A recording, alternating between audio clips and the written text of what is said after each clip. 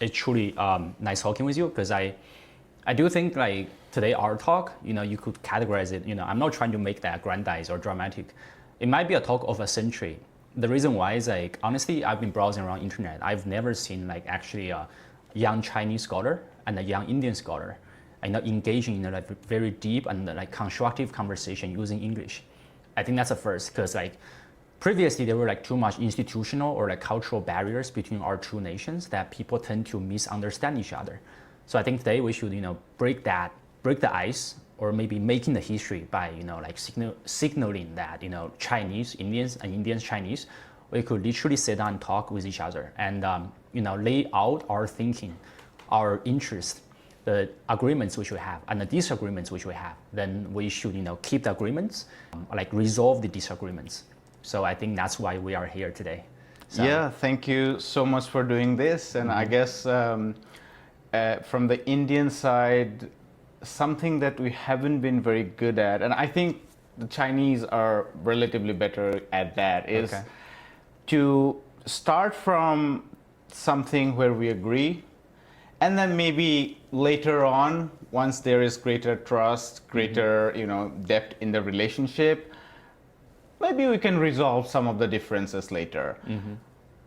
Quite often than not, I see a trend in India that when it comes to geopolitics or even sometimes relationships, there is this idea that you have to start with the biggest difference. And unless and until you resolve that, we can't talk of anything else. And I think that's a recipe for disaster. And yeah, you laid it out very well. Yeah, I mean, I truly agree. I think that's like, it's a philosophical concept that I think in order for us to get along with each other very well, not just nation states, if you drill down all the way, from nation states to provinces to states to families and to, between individuals, I think the best way for people to get along is literally, as you said, we start with our similarities, right? I mean, similarity side, we are all Asians. I mean, that's a fact. And literally, India borders with China, and China borders with India, and that geographical fact is not going to go away for the next thousands of years, right? Then I think the other thing which we should do is like, I think we should literally have more cultural exchanges, especially like the direct cultural exchanges, because I do know there's like sort of limits in terms of like information sphere in China, and there's also a lot of limits in terms of information sphere in India as well. I think that's why breaking the barrier between like our people and your people is truly critical. Especially, I think, as we move forward in the 21st century, the world is changing in a grandiose scale, and we have to embrace that change. And embracing that change does not mean embracing the conflict. Exactly the opposite. I mean, think about this. There is like too much things at stake. South Asia, I mean, India, Pakistan, China alone, we have like over 2.5 billion people, and I think that's literally over 30% of the population in this world.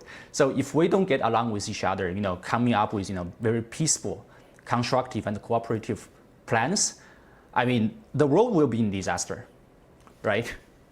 Yeah, I just wanted to add a couple points. One is, of course, like, we also have to go beyond nation states. We'll discuss the differences of nation states, but as we sit here and talk, I mean, I don't claim to represent India in any sense more than maybe I'm an Indian. I don't think myself as a nationalist at all. Okay. So there have to be more people-to-people contact. And the second point is, as you said, there is a lot of information blackout. The media doesn't represent a whole lot of things that people can actually represent for themselves. And social media has opened up a lot of space, but the irony is it has not made the space more inclusive by itself. In fact, a lot of the battles you find in social media is caricaturing each other more than actual substantive engagement and understanding each other. So while it is true that the internet is a digital common and it has opened up space and has taken the possibility of engagement beyond institutional mechanisms, maybe like 30 years ago, it would be like a few state-run media, a few intellectuals who had the luxury of traveling across the borders. In any case, not many people had traveled at that point in time. Today, the internet has opened up a lot more space. But if you look at the actual conversations that are going on, yes, there are some that are good, but most of them is pretty rotten. The gaze with which people see each other is not very meaningful and substantive. There is also a hyper-nationalist trend, more so in the Indian side. I think the Chinese space is relatively better, but I must also add that the Chinese social media view of India is not very accurate either. It's a lot of caricaturing. I wouldn't say misinformation as such, but a lack of understanding of what the other side is. And so I think, to add to what you said right at the beginning, that for the next generation, it is all the more important for people like us to just sit down and talk. Exactly. Not necessarily beginning with this proclamation that will resolve the biggest disputes between these two humongous nation states with thousands of years of history, differences, etc., etc. But at the very minimal individual level or people-to-people level, we can sit down, talk, and have a better sense of how we think about each other. Yeah, exactly. I mean, like, I truly agree. I think just to respond to two of your points, the second point which you said about was like social media and, you know, like the information bubble which we live in. First of all, I do want to give the credits to you and your channel, you know, like India and the Global Left, because I did watch a bunch of your videos, especially, you know, your videos with Professor John Mearsheimer, with Professor Jeffrey Sachs, and all these, you know, like top-notch scholars. I think they were truly like substantive. Okay, they were not just like merely for like attention seeking. I think it was actually a layout of like structural ideas which these scholars have, and which the ideas which you have, and also the differences which you might have with them, right? Then I think moving forward in terms of like social media, I think in the future the governments, not just the governments, and I think we from our like civil side as well, I think we should sort of regulate the social media sphere. I mean, regulate, not just, you know, like it's not like a heavy-hand approach to crack it down, no, but I do think moving forward, the social media should serve its original purpose. Its original purpose was actually to bond people together. It's not to divide people further, but that exactly it has been doing, you know, in the last decade or so, right? The social, political polarization that has been done by the social media upon all the stratas of the people and across nations are, you know, just severe. And because you see what happens in the United States, I mean, there is no better example than that, you know. The divide among American people, you know, the left versus right, is crazy. So my idea is that I think people like you should, you know, keep doing your good work. And while in the future, we should institutionally regulate the social media affair, you know, come up with something that is way more positive, way more benign for the human race. Then I think your first point, which is, I think that is like actually more noble. Like my own take is that I think nation states will exist, I think at least for the 21st century, because if you think about the cultural construct, the cultural heritage which we have, you know, like you are an Indian, I'm Chinese, simply these two words mean literally thousands of history, like 1,000 years of history and 1,000 years of, you know, like cultural costumes, religions, all these things combined, right? But I do believe that we have a future that is to move beyond the nation states, move beyond the, you know, the national territories. But I think before that happens, right now, because the whole world has been hijacked by the Western hyper-liberal agenda, which they call neoliberalism. In essence, that thing has nothing to do with their classical liberalism. You know, we all know it's just their tricks of consolidation of power by the Western financial elites. You know, there's like a global regime of the financial capitals across borders. You know, they want to control every strata of people's lives, whether Indian, whether Chinese, whether Russians, or whether Europeans. I think that's something why I think nation states is a fundamental or a vital unit for the like national existence as of now. Is because I think only when the nation states can consolidate, we can get rid of these you know, truly evil forces that claims to be, you know, transnational or, you know, globalist, which I do believe their version of globalism is fundamentally different versus your version of globalism. So with that being said, I do want to hear about your fundamental take on what is your version about globalism and how your version could make our world a better place. Yeah, of course. And I think we are roughly on the same page here, but we'll see. But before I come to globalization, one point on your earlier take on social media and why we should struggle, actually, I would add the word struggle, to keep the space more productive and constructive, because there is a structural propensity in how the internet operates, which leads us to more chaos and more, polarization, jingoism, fake news, because just as under capitalism there is a structural propensity towards more greater and greater inequality. Now, can capitalism be more benign and worse?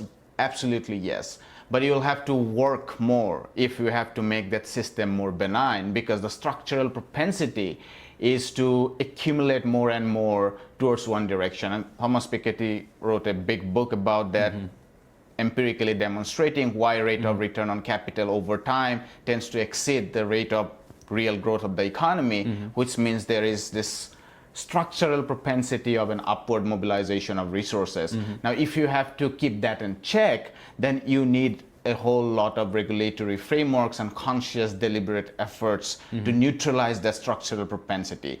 And I think something similar happens within the algorithm-driven social media.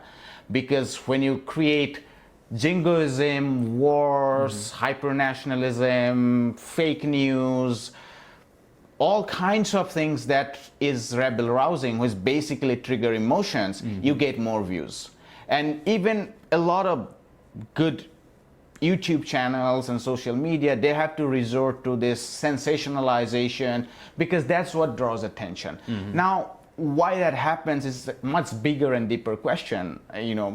What's the fundamental human nature? Are we dragged more towards sensationalism, drama? And one of the reasons why media collapsed within the liberal media space, I'm talking about places like India, places like the United States, with liberalization of media,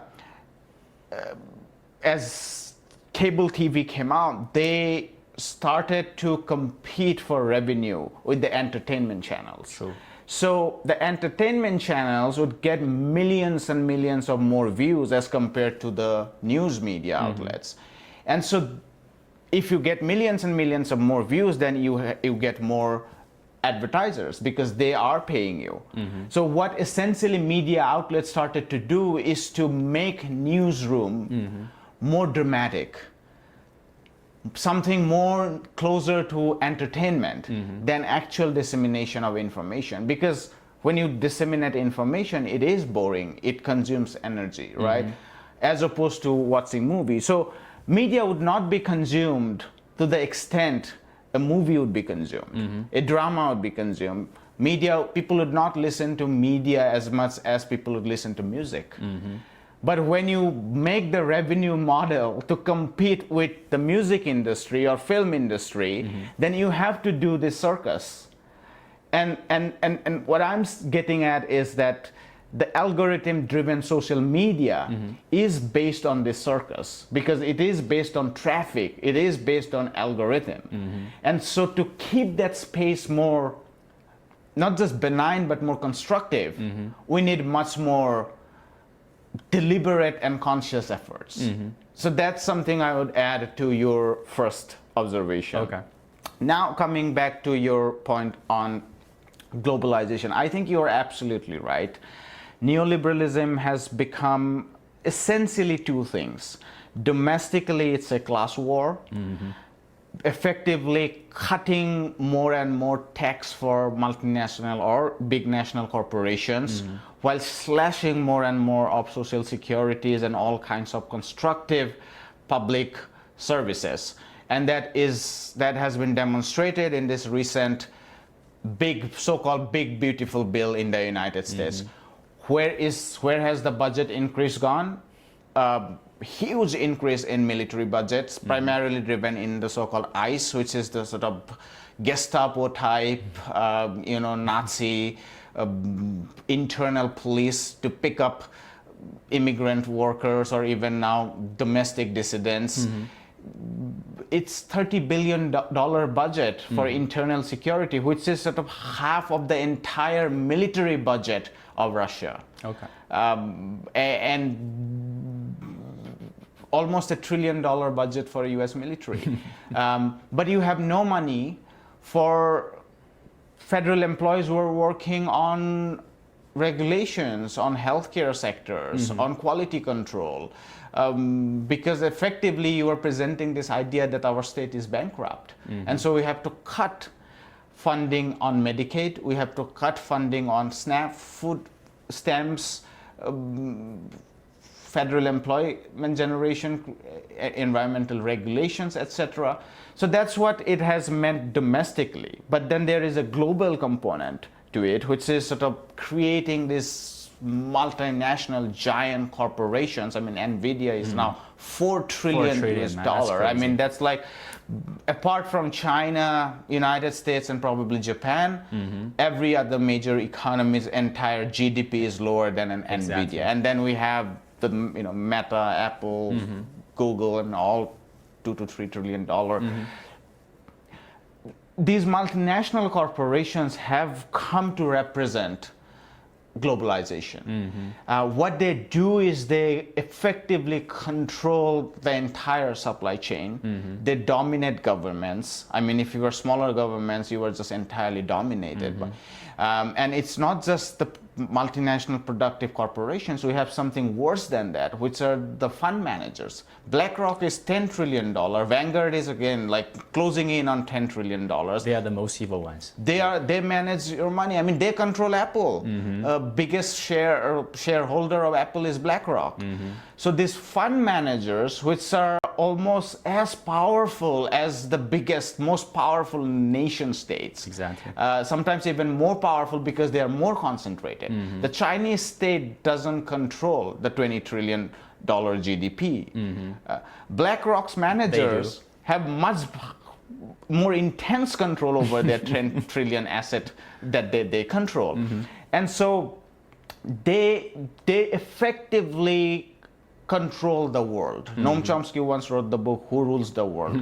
If you need a simplistic answer, these multinational corporations rule the world. Exactly. And they have created a culture which obscures their real control for resources. And there you can plug in all kinds of liberal values, in the name of inclusion and so on and so forth. Not all of which is completely unnecessary, but it has been created as a facade to obscure the real kind of evil that they are doing across nation states. Exactly. And if we are to have a bulwark against this multinational tyranny and surplus extraction and further damage in the periphery, then we have to strengthen the nation states. The nation states are bulwark against this kind of corporate fascism that has been imposed across the globe. And so I think I do agree with you that nation states are extremely important to struggle against this multinational corporations' dominance, but also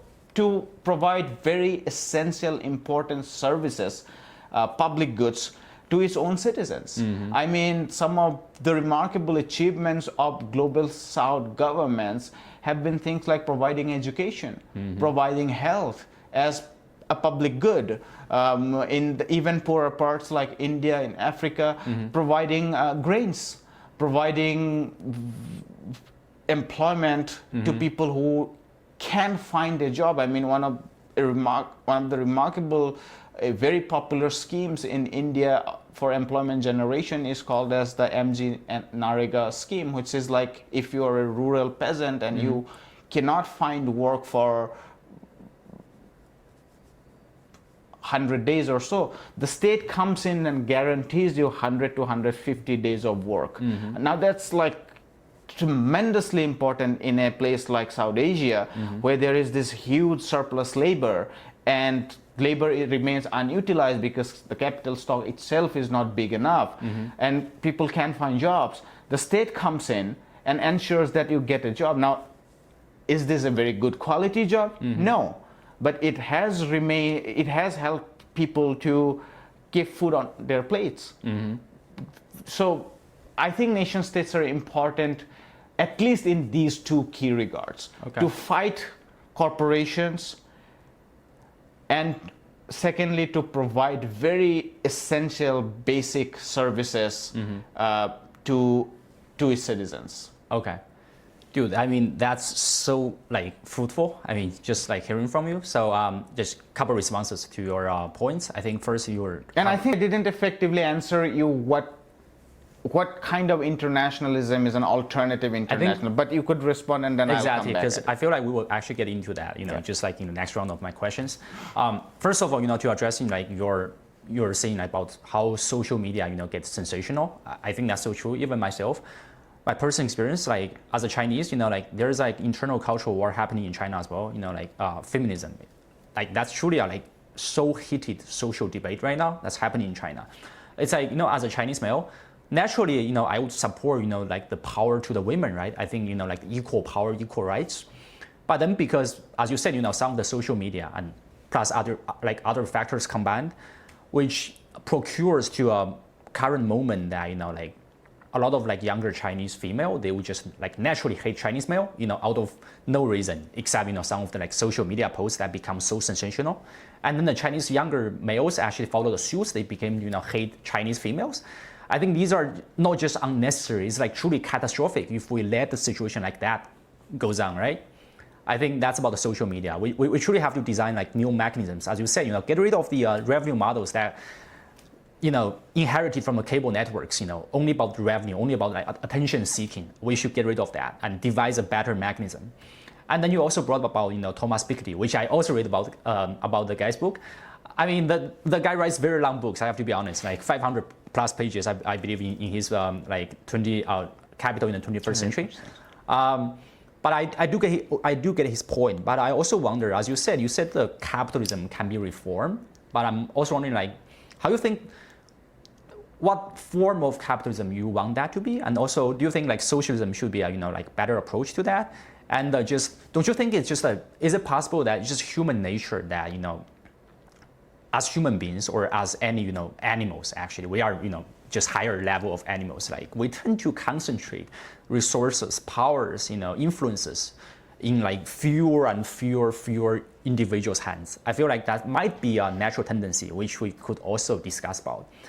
Then I think moving to my last round of comments about your what you just said, I think that's which are more fundamental, I think are more important, is that like I'm also against multinational corporations, companies like NVIDIA. I mean, honestly, for me, I think NVIDIA is a fraud. It's literally a fraud, man. Like I couldn't possibly imagine a company. I don't know how much like employees they have. I bet it's like around maybe the range of 20 or 30,000. I don't know the exact number, nor do I check. But there's no way that company could worth that much. Okay, that's literally the trick by what I call the Wall Street Silicon Valley industrial complex. And Jensen Huang, I mean, the guy, he's a person like you and like me. I mean, there's no way the guy's like, being put on a pedestal and being viewed as God. But the guy has been literally being viewed as a God, not just in the United States and in China as well. I was telling one joke to my friends. I said, do you know what's the biological nature of Jensen Huang? Maybe less in the United States, more in China. That's true. I was telling my friend, the biological nature of Jensen Huang is called a lizard. Why? Because he will change color once the situation changes. I was saying that, Jensen Huang is American, right? But, he's like ethnic Chinese, but not American. When he comes to China, he will be like, speaking like a bit Chinese, just to sort of like arouse people up. I was telling my friends, once China truly dominates the AI industry, or plus the supply chain behind the AI industry, those chip manufacturings, Jensen Huang will never speak English again. Then the guy will suddenly become a fluent Chinese speaker. Okay, set my joke aside. I think to the more fundamental point, I think the issue which I have and the disagreements which I have with you is that nowadays, especially across the socio-political spectrum, it's harder and harder to know who is on your side and who is against you. why I'm saying this is like you brought about Trump, right? The ICE and all his like budgets. For me, honestly, I'm more as a Chinese, but I mean, set my Chinese national identity aside, I'm more leaning towards Trump versus like Democrats, because I feel like at least Trump is the guy who actually stands up and saying and call out those Democrats plus their whole capitalist, their like financial capitalists, their freaking lies. He's the one actually stands up to that. So I think that sort of like complicates our question, which you also brought about, like Trump using the ICE as a Nazi mechanism to crack down on the immigrations. But I was literally in New York studying my MBA for the past 2 years. I've seen firsthand how these like illegal immigration, which were intentionally allowed by the Democrats and their, the Wall Street financial capitalists into the nation of the United States, and how much like ravage, how much like social damage they have been done on the social fabric of the USA, economically, socially, and politically. That is something which sort of bothers me, because like you, I do want to oppose like every encroachment or every penetration of my nation states by companies like whether Apple or people behind them, especially like Vanguard, State Street and BlackRock. But like, how do I distinguish like who is with me and who is against me? Because as you say, because seems to be that you also categorize Trump as part of them. But like for me, at least I think from a political posture, Trump is against those people. And his entire MAGA movement is trying to, it's like grassroots people taking back the power that have been held by these, financial capitalists for so long. Which drives to my conclusion. It's like my basic belief, which I have right now, is that the world has been sort of controlled by the financial capitalists for so long. And that's the reason why they always, propose so-called open markets, open borders. It's because they want their money, their financial investments to penetrate every nation state, and to not just to nation states, and through their media, through their mainstream media mechanisms and their social medias. They would literally, they have been doing that for so long. They penetrate into our hearts and our minds that the nation states could not even withstand these pressures anymore. So I'm curious about what's your take on that? Why is that, Trump, people like Trump becomes the enemy? Because for me, it seems to be like the American deep state. Their Democrats are, way more associated with the, these multinational corporations, which holds tremendous power. I think I just want to hear about your, comments on these points. There are several points, and we have to separate them. Okay. The Democrats and the Republicans are both devotees of corporations. In fact, it's the corporations and the fund managers that control them. They are more like puppeteers. Isn't Trump different? Trump is no different. Trump has not brought a single tax policy, regulatory policy, monetary policy that can counter the financial class's power. In fact, if you carefully observe why did Trump put a pause on all these tariff wars, it's the biggest reason was what was happening with the capital markets.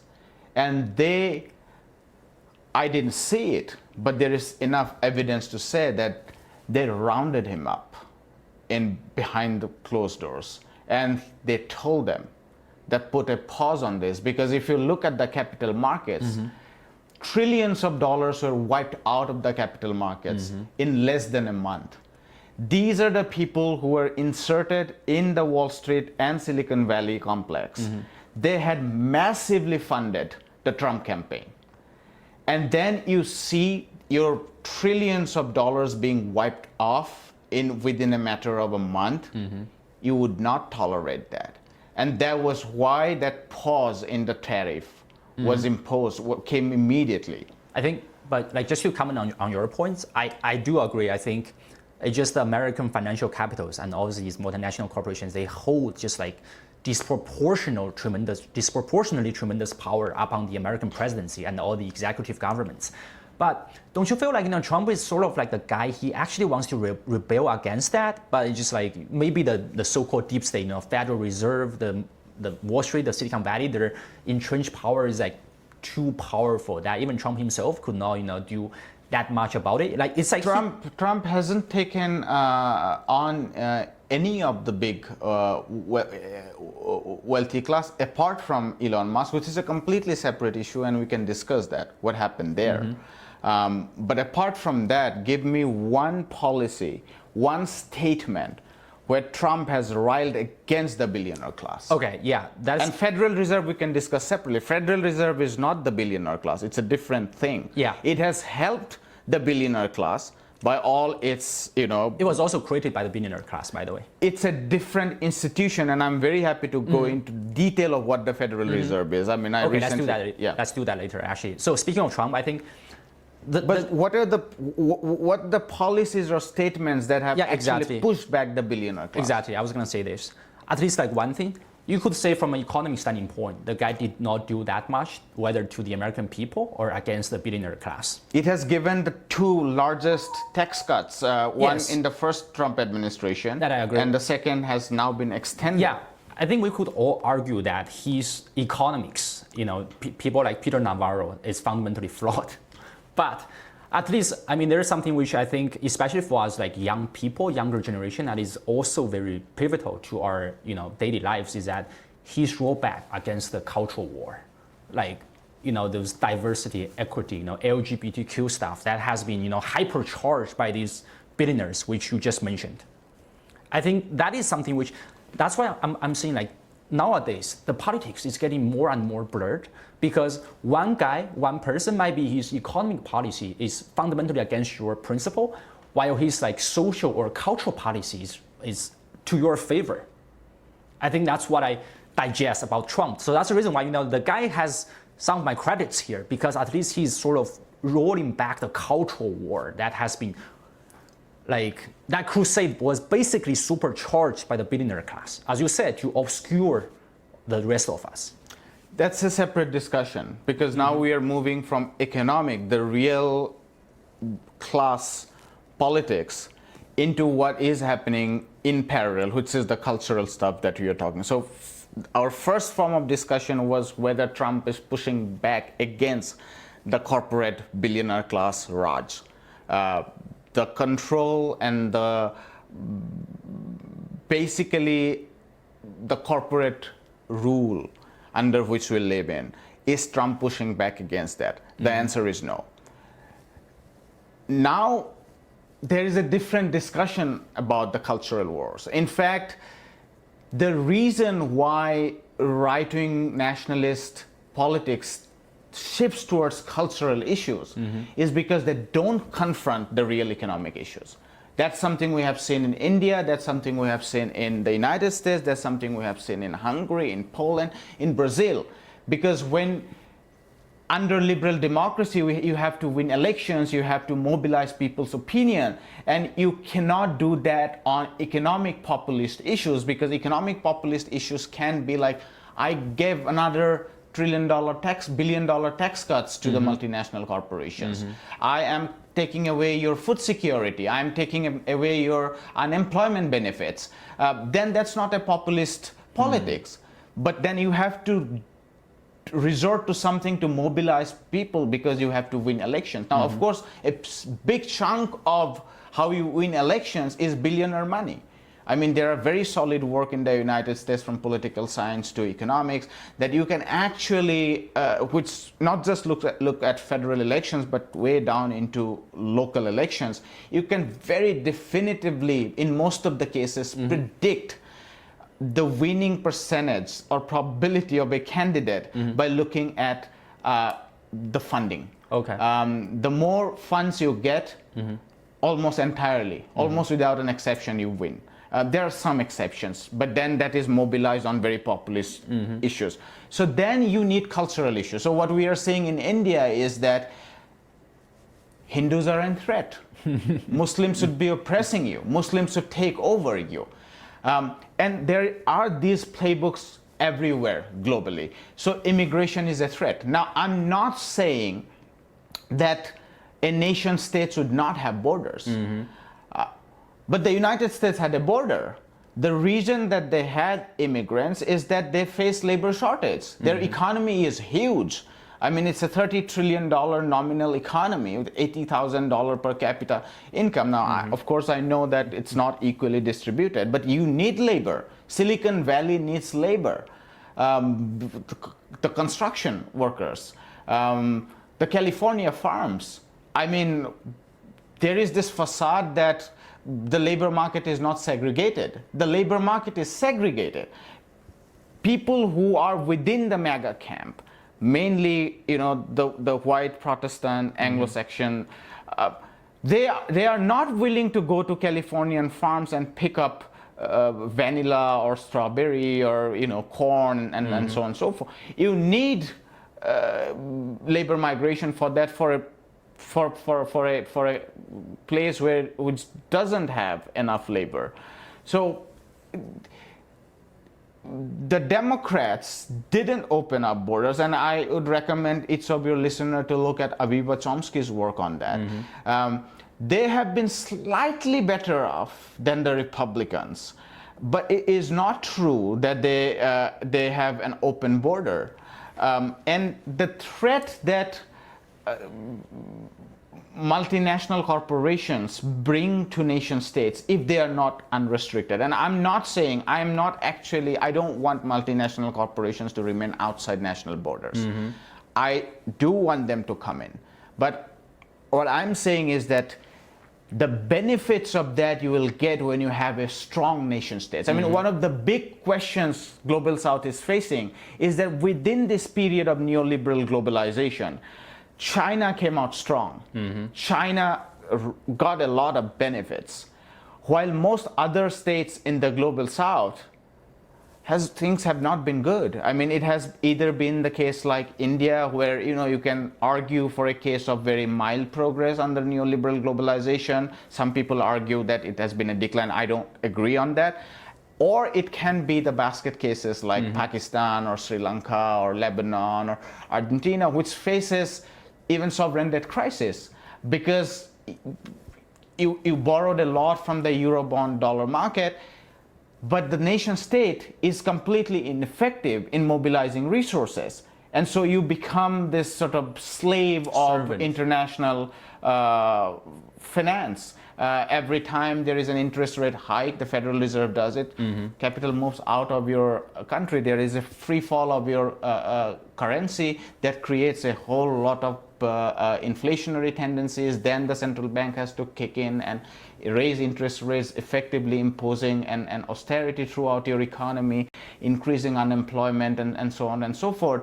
And so what I'm saying is that if you don't have a strong state, like the Chinese state, if you have a Chinese state, you can counter multinational corporations. You can bring in multinational corporations. You can reap the benefits out of it. You can have a more productive private-public cooperation there. And that also brings us back to whether I think that there can be whether capitalism can be reformed. I didn't mean to say that capitalism can be reformed in the way I like it.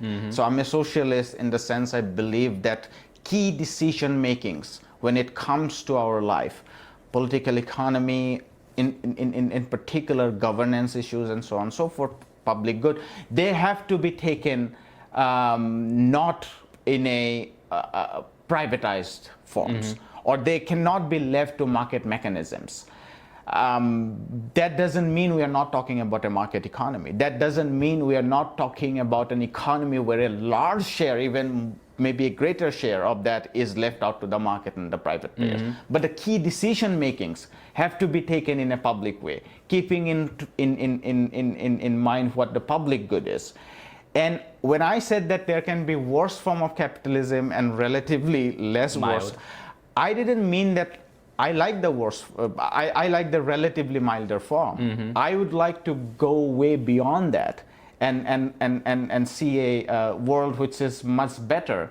But you have to work with the reality. And the reality is that much of the world, not China, but a lot of parts of the world lives under capitalism. And there you can't say that because I'm a socialist, I would not talk about any other policies, because ultimately that's part of capitalism. I mean, think about the employment guarantee program that I earlier referred to in India, which gives millions of jobs to jobless people. Does that change capitalism? I mean, does that counter capital? Is it a revolution? Of course not. But is it something that is counter to capitalist tendencies? Does it improve people's life? Of course it does. And so we'd have to defend these things, even if we are not necessarily moving away from capitalism through these policies. I mean, there are very popular schemes across global south. In Africa, in India, in Bangladesh, is government giving housing to people who don't own a house. I mean, they don't fund entirely, but sometimes they give you one-time grant that funds like 30%, 40%. Sometimes they give you like concessional credit mortgages and so on and so forth. But effectively what we are talking about is that government pays out of its budgetary revenue to redistribute housing to people who don't own a house. Now, does that take India or Africa out of capitalism? Of course not. But is that a better system than not having that? Is having a public healthcare system better than not having a public healthcare system? I mean, look at the American healthcare sector. I mean, it spends almost 18% of the GDP in healthcare, but it is the most inaccessible, most unaffordable healthcare system ever in this universe. I mean, I'm being facetious when I talk about the universe. I don't know where there is life forms elsewhere, but yeah, of course it's the worst form of healthcare system that we have seen.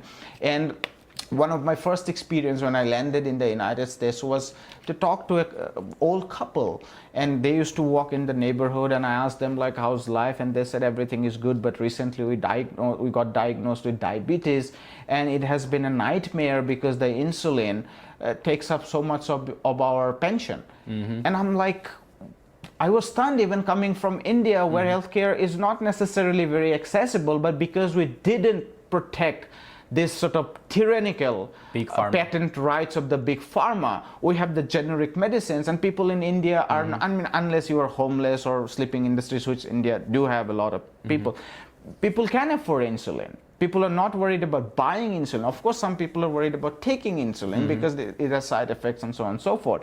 But by not protecting these feudal rights, the patent rights so-called of this big pharma, we have been able to distribute medicines much more equitably. Does that mean that we are not living under capitalism? We are living under capitalism in India as much as in the United States. But the Indian system of not protecting tenaciously the rights of big pharma is a better system than what we are seeing in the United States. So I think those were the things that I indicated when I said that there can be worse form of capitalism than a more. That doesn't mean I would like to stop there. I would like to go way further. But when we are living in the real world, we have to talk about we have to work with reality. And that's where I don't find, sometimes I feel the left is not very innovative. The left is sometimes the left resorts to this sort of idealism of socialism and don't do the hard work of actually engaging with the world that we live in. Do you know what's the fundamental flaw of the fundamental deficiency of the left, of you guys on your tactics is that you guys have been, especially after 21st century, you guys have been hijacked by the neoliberal forces. They have hijacked your narratives. That's why we have these so-called cultural Marxists. You know, for me as a Chinese, I mean, Marxist is a positive term, right? I do believe in some of his idea that the redistribution of the social resources to every strata of the people. But you know, since the people which you just mentioned, these big pharma, these big multinational corporations, since they started to step their foot into the realm of the left narratives, then they have these hyper sort of terrorist organization like Feminisms, and they have these LGBTQ. I don't know how many genders we should have isms. So that's where the left, the traditional left, the people like you guys sort of. I think that's why you guys truly need to reform. I mean, reform your tactics, reform your actual narratives, and also I think more fundamentally, you guys have to distinguish yourself and your policies from these fake left people who are just purely, merely camouflage for their neoliberal, like hyper-capitalist regimes.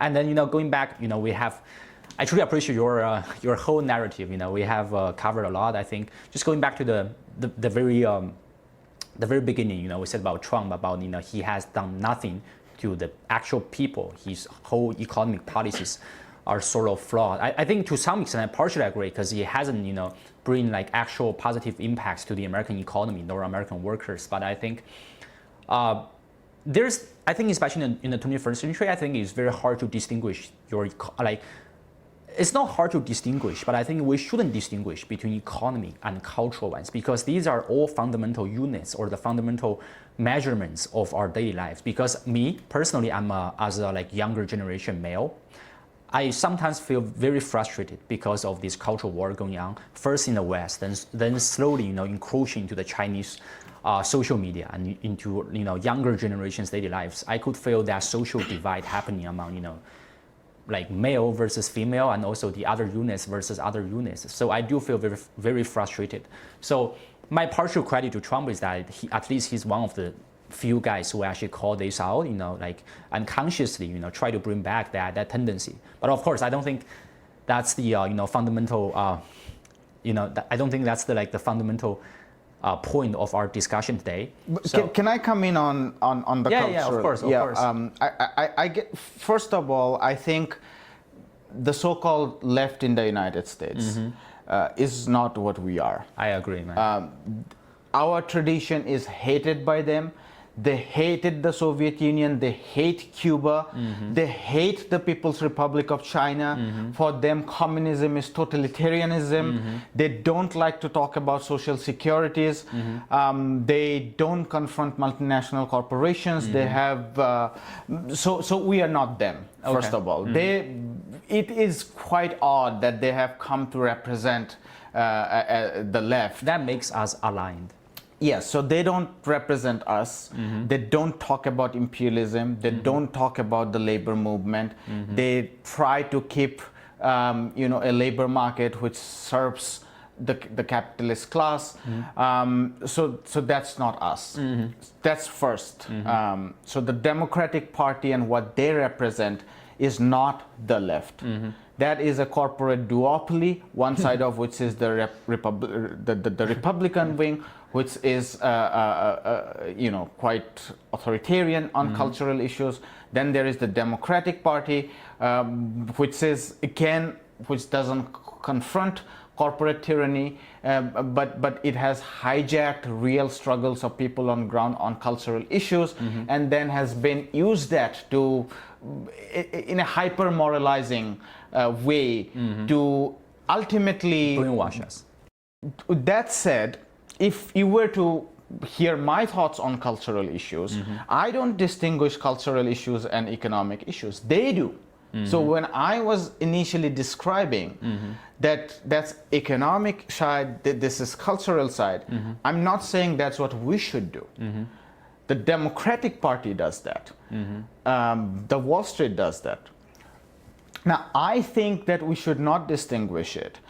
And if you think carefully about cultural issues, then you would get to an economic issue. So think about the women question in that regard. I mean, there are huge gender barriers for women when it comes to the global south.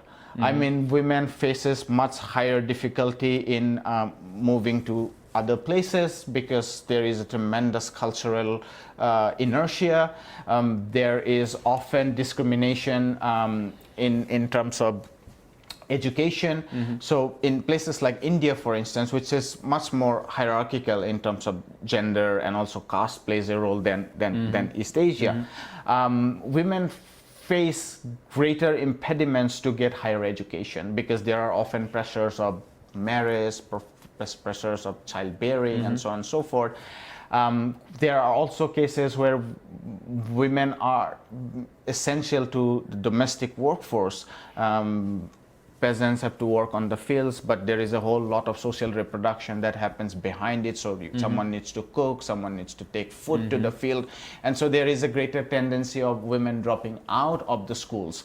So if you have to think about women's question in a more serious manner, rather than liberal feminists who go on the internet and talk about like cosmetics and how they dress.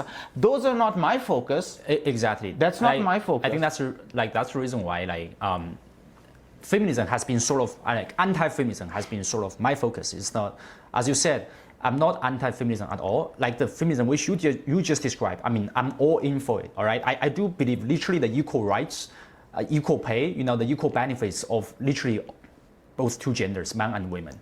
So I think what we should term is that we should term these Western liberal so-called, these hyper-feminist agendas, which, as you could see in China, I think you will agree, China is literally one of the few countries that has the highest parity of the rights between male and female. And in some areas, actually, some of the urban Chinese females, their rights actually, triumph over the rights of the man.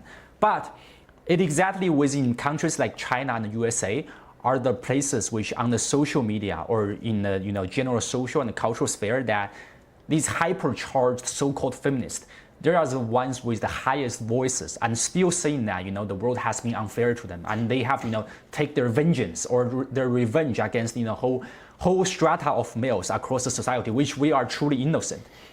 I think you could say that to that regard, we don't have the difference. What we should do is to truly, to see through the roots of this hypercharged feminism, which, as you said, I believe the roots of their agenda and their resources, their fundings, comes from all the way to those multinational corporations, which holds tremendous power over us. Okay, I think that's about that. Then but also like I completely agree with you on that. But I guess where I'll caution a little bit is that sometimes I see a trend within otherwise progressive people, let's say you, or people like you, to throw the baby with the bathwater. And what I mean by that is that this is a trap. By mirroring the other side, you get so much trapped, your entire focus becomes that. And so I think a better strategy is to sometimes talk about them. Like I come here, you ask me about them, I can talk about it. But we should not lose sight of actual issues on ground. If we look at the trans community, now the debate within the sort of internet, social media, and even people sometimes who call themselves progressives, is the question about toilet, is the question about Olympics, and is a question about pronouns. I mean, are these the most serious issues that the trans community across the globe are facing? No, they are facing tremendous exclusion from the job market. They are facing almost entire exclusion from their families themselves. They live on begging because the job market is exclusively close to them. I mean, people don't employ if they see trans people. In the global south in particular I'm talking about. So what we should be talking about is how to make resources more available to people who have been throughout history hitherto been excluded from resources. So when we talk about fair housing, when we talk about an education system which is affordable and free and publicly funded, when we talk about a housing system that is more accessible, when we are talking about discriminations within the labor market, we are essentially resolving these problems that more vulnerable people are facing. So the solution is, okay, some elite trans people might be talking about a gender affirming surgery and something going wrong and pronouns and stuff in liberal universities, and okay, I mean, we can criticize them. If I don't personally spend a lot of time, I mean, that's not my focus. Maybe part of the reason is because I'm not on social media. I see myself as a researcher, a scholar. I spend a lot of time with books, mainstream media, newspapers, papers. I'm not on social media, so maybe I don't feel as emotionally charged, because when I look at the larger world, I see the struggles of these communities. You cannot deny, despite all the progress for men-women parity in China, you cannot deny that when it comes to issues of social reproduction, there is a disproportionate burden on women. Even in China, I mean, I have a lot of women friends from China, and a lot of them have children. And as China has actually made progress, most of them actually work as well. And so they work, they come back, they have to teach their kids, they have to cook food. Almost Chinese men don't cook. I mean, they are very bad in that. Some people are good. Like my dad is good on that. Yes, you know, like. So some people are. But what I'm saying is that while China has made a lot of progress on gender terms, there is still a lot to be done. And so when we reduce the gender problem to Chinese celebrity, using cosmetic products and funding from big corporations, to show makeups and textile apparels and so on and so forth, to push their version of feminism, we are ignoring the struggles of Chinese women who still are working on Chinese farms and land, and their struggle to raise kids, their struggle to get better educations and to constantly move upward in the labor market. They're even sometimes struggle within the family. Those things cannot be ignored. I first want to comment about what you just said on feminism. After that, I want to move into about China, then about China-US relations. Speaking of feminism, I see our fundamental perspectives here. Actually, you know what? I think you and me, we want exactly the same outcome. It's just we have different solutions. We have different approaches. Like, I analyze that. Here's your approach. Your approach is that, okay, we should disregard this very narrow version of feminism for now. We would just focus on giving rights, elevate the rights of these actual women suffering from disprivilege. And my solution is like, ideologically, I could see now ideologically you are more on the left. I'm more, by the Western spectrum, I'm more, conservative right now. That I want to first revive the power of the nation states, revive the actual power of the nation states. Then we will literally tackle and heavily crack down on this very narrow version of the feminists and the power behind them. Get rid of them first. And we will withhold the actual power only with the actual power, so we can start the redistribution programs, not just redistribution programs, like more fair social practice, which you just laid out. It's like me and you, we both want the universal basic rights for every woman in this world, especially those disprivileged ones. But my version is like, I want to crack down on this very narrow version of, you could call them the enemy of the people, however you call it, using your Marxist terms. And your version is like, okay, we should start to bring them from the other ones from the ground up first. Mine is like, okay, from top down, I want to crack down on these narrow versions of I would call them actually gender terrorist.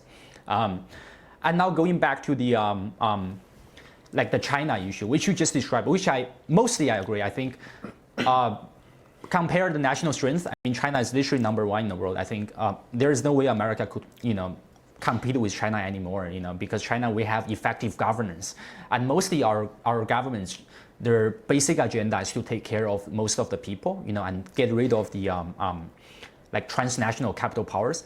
But there is something which me as a Chinese, I think personally, what I feel is I think our government has ignored some of the aspects of that neoliberal tendencies. It's like, I believe our supreme leader, President Xi, I think the guy is, I'm all in for the guy. I think he's just great. His agenda, things like Made in China 2025, that actually made China not just a manufacturing power anymore, but it's like an industrial juggernaut with tremendous R&D capacities.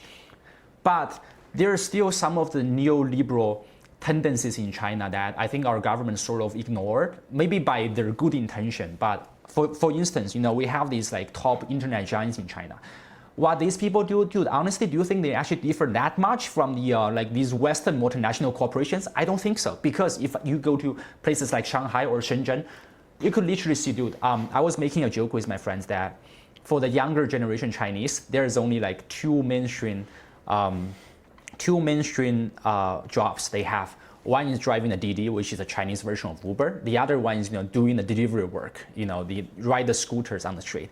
And that is like, for me, I think it's just unacceptable. I noticed that our government has put some very conscious efforts to make China more manufacturing-based and fair distribution society. But I think some of the private sectors, they haven't been hard enough on them. For instance, giants like Tencent or Alibaba, honestly, I think these, they have turned themselves from purely internet-based companies into literally like financial conglomerates, and I'm not joking about that. And what's the difference between them versus like these multinational corporations in America? I guess the difference is like these MNCs in USA, they would exploit every individual unit of labor around the world. While these Chinese companies, which I just mentioned, they tend to overly exploit people like us. I mean, we're Chinese citizens.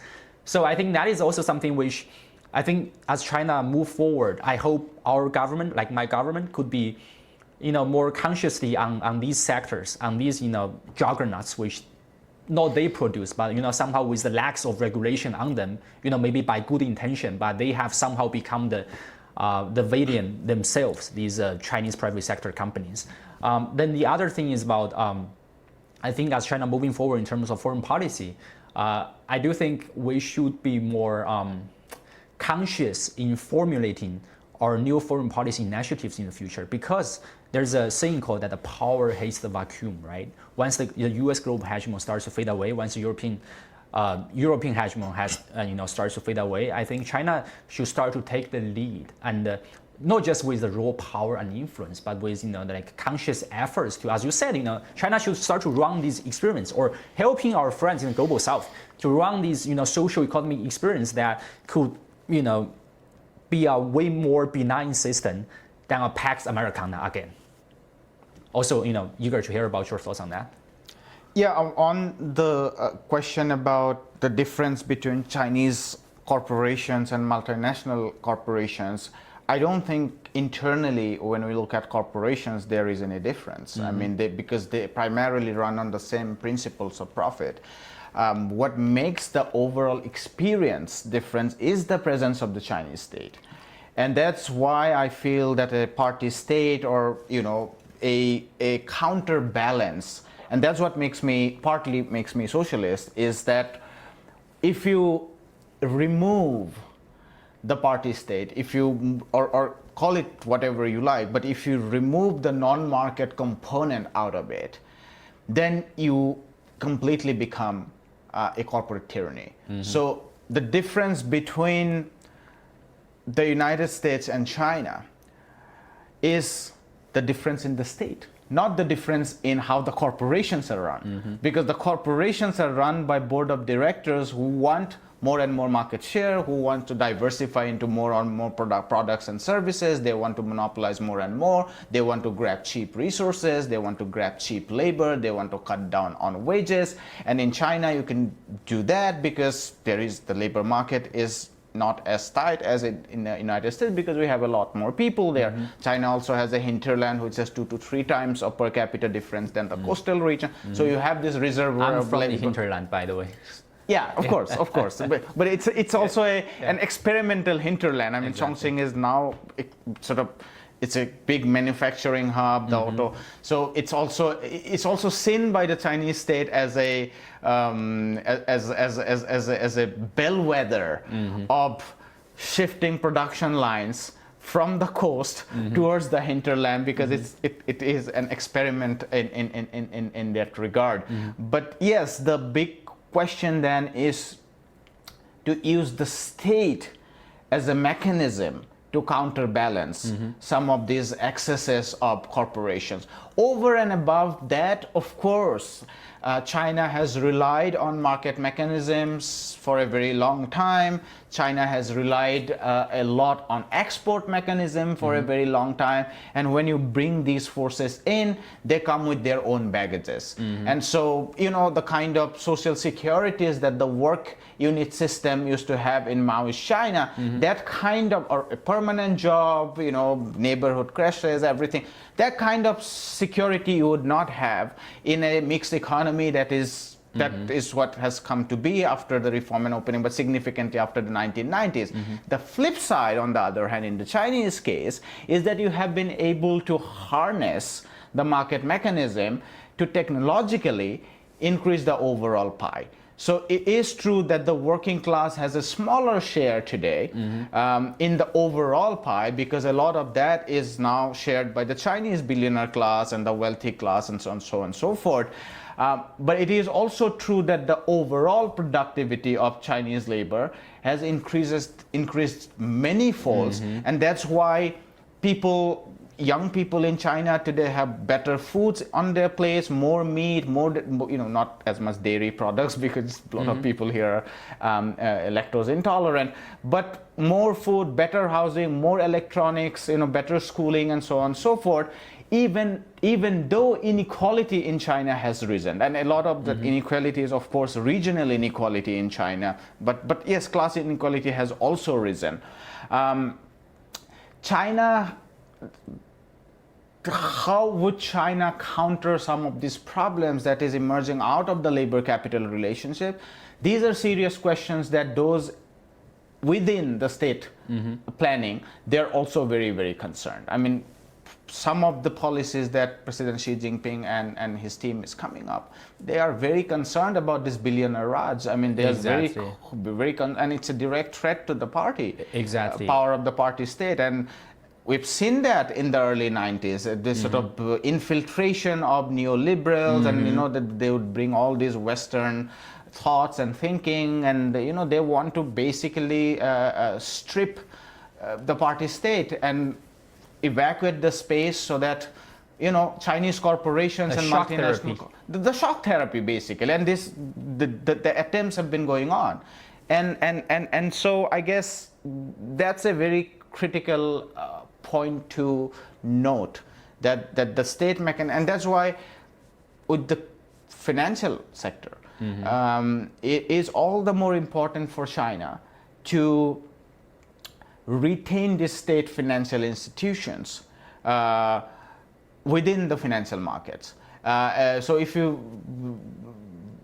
read the complaints of the neoliberals, both from within China and outside China about the capital market, is that the Chinese state financial institutions still here hold a lot of stocks in the stock market. I mean, even the banking shares and a lot of other productive sectors that are listed, but these are non-tradable, which means that the Chinese state holds a lot of shares in this, essentially in the means of production. Now, of course, the private sector has boomed much higher, and so the relative share within the private sector has gone up. They have also generated more employment, because a lot of the times the employment is more precarious, low wage, and so on and so forth. But you need some of that, because there is a lot more underdevelopment, which, I mean, China is still $13,500, and it has to go somewhere about at least twice, if not thrice. And these are big questions we can debate like for the rest of the day, and I'm like, these are my bread and butter. But I would make a way forward to bring foreign policy, since that was exactly. And I think an interesting question for when we are thinking about greater role for China is linked to Chinese economic strategy. Dollar has been the linchpin of American finance dominance, and part of the reason why the United States was able to maintain its dominance after its industry started to become uncompetitive. I mean, it was roughly late 60s and 70s when stagflation hit, because a lot of cheap labor in Taiwan, in South Korea, Singapore, in Japan, in Germany, and once they got moved up the technological ladder, they were producing really good commodities, which earlier the United States industrial sector was producing, but there the wages are higher, so they were unable to compete, and so they started to offshore. At that moment, there was a lot of nervousness about the future of American dominance, and the way they were able to dominate was to come out of the Bretton Woods system, was to come out of the fixed exchange rate system, and then use the dollar to effectively provide global liquidity. So today, like, you print a lot of dollar through, not just open market operations of the Fed, but also like balance sheet operations. And you not just internally keep pushing the asset prices at a time where, capitalism constantly need sort of profitability and so on and so forth, and which is not coming otherwise. So a lot of that is asset price inflation by increasing the supply of money. That is what is happening domestically, and we can discuss a lot about that. But internationally, you are providing international liquidity. And so part of the reason why I don't agree with those who are saying that the dollar is collapsing is that there is no global alternative in that sense. And China cannot do that. The renminbi cannot become an alternative of dollar, and it should not. It should not be, because for that you have to take that over financialized. Exactly, we will become another USA, man. Yeah, because you have to then provide global liquidity, for which you have to tear apart all capital controls, and then you have to. Your currency will go up, exchange rate will go up, and gradually Chinese labor would become uncompetitive, and so you'd have to hollow up your industrial sector and then move towards the financial sector, pressures of which are being, the ideologues are already generating in places like Shanghai, in places like Shenzhen. Exactly, man. And so you have to refrain from that, and that's why I caution every Chinese people I meet that China has been tremendously successful out of its industrial model and the mixed model. Going forward, it would have to rethink its strategy because globalization has been changing, but don't go the American way. Exactly. That's a failed model that has been failed over and over and over again, both in the developed world, but most dramatically in the developing world. That has completely failed. The reason why the $1 million question that everyone should be asking is why within this last 30-40 years of hyper-globalization, the global South economy has been rigged. I mean, not every economy has been rigged. I mean, countries like India has been sort of, middle ground, but almost 100 countries are facing sovereign debt crisis. Enormous financial instability has been encouraged to borrow a lot from the euro-dollar bond market, saying that you could be exporting and earning this export surplus. Well, nobody could. China did, because China didn't follow that path. It was very creative in engaging with transnational corporation. It was very creative in retaining FDI and therefore effectively bringing in a lot of capital. It was very creative in harnessing the power of market within the labor market, land market later on, commodity market, and so on and so forth. Now you are in a middle income country where there should be some raising of domestic consumption, and so you have to restructure that investment consumption, sort of overbalance on the side of investment, to restructure some of that towards consumption, but don't go the American way. Exactly. So first, just to comment on your, about the Chinese state, the Chinese state mechanism that they have been successfully sort of like withholding these neoliberal tendencies. So I think my only comment on that, and also suggestion to my own government, is that literally crack down harder on these freaking neoliberals, because we shouldn't even allow their dissentant voices anymore. Because I agree. Exactly. If not on feminism, here exactly, I agree. Dude, at least I think since a decade ago there was like a huge rising of these billionaire class. I mean, especially these private sector billionaire class, that they literally inherited all these neoliberal tendencies or neoliberal principles from the West, and they have not. Their effect on the Chinese society is not from a purely economic perspective, because there I would call the mind virus has been infiltrating into the minds of the people, especially the younger generations.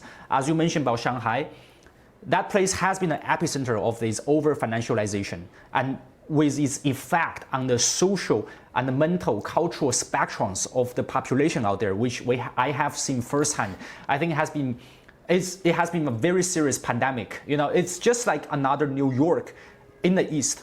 So I would only urge my government, to be even more stronger hand on cracking down on these people. Sometimes if you need to silence their voices, you should, because if somebody is truly a witch and somebody is truly, preaching the very evil principles to every innocent people, then you should stop them from talking, stop them from speaking. Now going back to your, billion-dollar question on the American dollar, which for me, I think the solution is quite simple because my background was foreign policy, security studies around the world. As we know, 1971, when Richard Nixon, decoupled the dollar from the golden reserve, US dollar, which, they call greenback, is basically just a fiat money. It's just a piece of paper. And right now, with the digital currencies, the Fed could just, literally they could input 1 trillion or hundreds trillion of dollars today with one click of a button. When I first went to New York, there was a Chinese lady, but I think now she turns to be American, So that's why our path, sort of diverged. But she asked me what would be the outcome between the military clash between the China and the USA. I think back then, even that was 3 years ago, I told her, I said, if American 7th Fleet or their Pacific Fleet loses, or even the result was a draw with the Chinese Navy in the South China Sea or in the Taiwan Strait, the whole credibility of the American hegemony will be collapsed overnight. I think that is how today, with the China's military power, strengthened way more than 3 years ago. As we all know, China now we have the biggest navy, and our shipbuilding capacity is over 200 times than that of the Americas. I think the quick solution, literally the quick solution, is to tackle down the US dollar, US dollar hegemon, is literally to win a military clash with the American fleet in the South China Sea or in the Taiwan Strait. And I mean, honestly, from a Chinese perspective, and that course of action will not only bring down the US dollars, will also have positive consequences for the Chinese nation, for the Chinese society as well, because when that conflict breaks out, the evil factions which we just mentioned, these neoliberal factions, and even some of the neoliberal scholars in China, they will be silenced or they will be marginalized by the society's mainstream concepts, right? Then our Chinese nation, the social divides which we had, from these, social media polarizations, will be wiped out as well. And within China, as you are a socialist, to some extent, I'm also a Leninist socialist, all right? But I tend to be more Leninist. Okay, I believe in the strong control of the government. I am a Leninist too. I also believe in strong exactly, control. Man. So, but my target is different, probably. Okay, so in China, we will have more fair redistribution of the resources, so that at least maybe 80% or 90% of the Chinese people will have a more equal life, equal and prosperous life. And with that being said, with the American hegemon being gone, China could erect the example to the world. And the other thing is, I do think we should start to export our populations. To export population to other places around the world, not in an imperialistic fashion. Okay, we are not taking the lands, but for instance, if places like Southeast Asia, if places like Australia, if places like Middle East, or if places like Africa, if they need more, talented or more highly trained engineers or labor force and hardworking labor force, Chinese, I believe India as well. We are literally one of the most hardworking people on the planet, right? If we could start to export our population, and in the same time we are also exporting our success experiments, our success models to the whole world, I think that's how the world could moving forward. And also along the process, I do invite, I think, Russia, India, Global South, and also other more benign industrialized nations like Japan, South Korea, they should also join our path as well. On the Chinese role, constructive role on the world stage, I completely agree. The Global South in particular lacks 2 to 3 very important things. One is we lack capital. 2, we lack technology, and 3, we lack skilled labor force. You think about this. It seems like we have all 3, man. China has all the 3. Exactly. I mean, think about healthcare sector. The Global South lacks capital in healthcare sector. the global south lacks expertise in terms of the labor force, trained labor force, and also technology like medical devices and so on and so forth. And with AI playing greater and greater role in these medical interventions, I just can't think about nation states not cooperating with China in these regards. Think about infrastructure. I mean, part of the reason why China looks so much more wealthy and the rest of the global south doesn't is infrastructure. I mean, it's high-speed rails. Absolutely, even roads now, even roads, high-speed rails, buildings, and the global south is just broken in terms of infrastructure. And China has a policy, has something called as Belt and Road. It wants to invest more because China is sitting on a huge amount of current account surplus, which it wants to mobilize. And so the global south needs to welcome countries like India. I mean, we are seeing positive developments on India-China relationship now. They should join Belt and Road Initiative. They should invite Chinese investments in infrastructure, but there should be much more than that, as you said, like in terms of labor market cooperation and so on and so forth. And we can stick to the foreign relations more because maybe we have more to say on that. But on the dollar question, I think I have a little bit of disagreement there. I think it's much more difficult for China to actually counter the dollar system because China does rely on globalization, whose linchpin is the dollar system. So, for instance, with this tariff wars, one of the biggest impact was on capital markets. I mean, one of the biggest fear was that the yield in the bond market started to rise, and the reason why Trump had to capitulate, apart from billions of dollars being wiped out from the stock market, the stock market of these multinational corporations and wealthy individuals and hedge funds and other private equity managers, was the bond market. The bond vigilantes got extremely nervous, and so they raised the yield. And even though the Federal Reserve held the interest rates, the bond yield was going up. And there was like Elon Musk went to the Wall Street and he riled against them. He said that there was when Musk was still with Trump and he was overseeing Doge, and he said the bond vigilantes are doing the wrong thing because he wanted them to bring down the yield.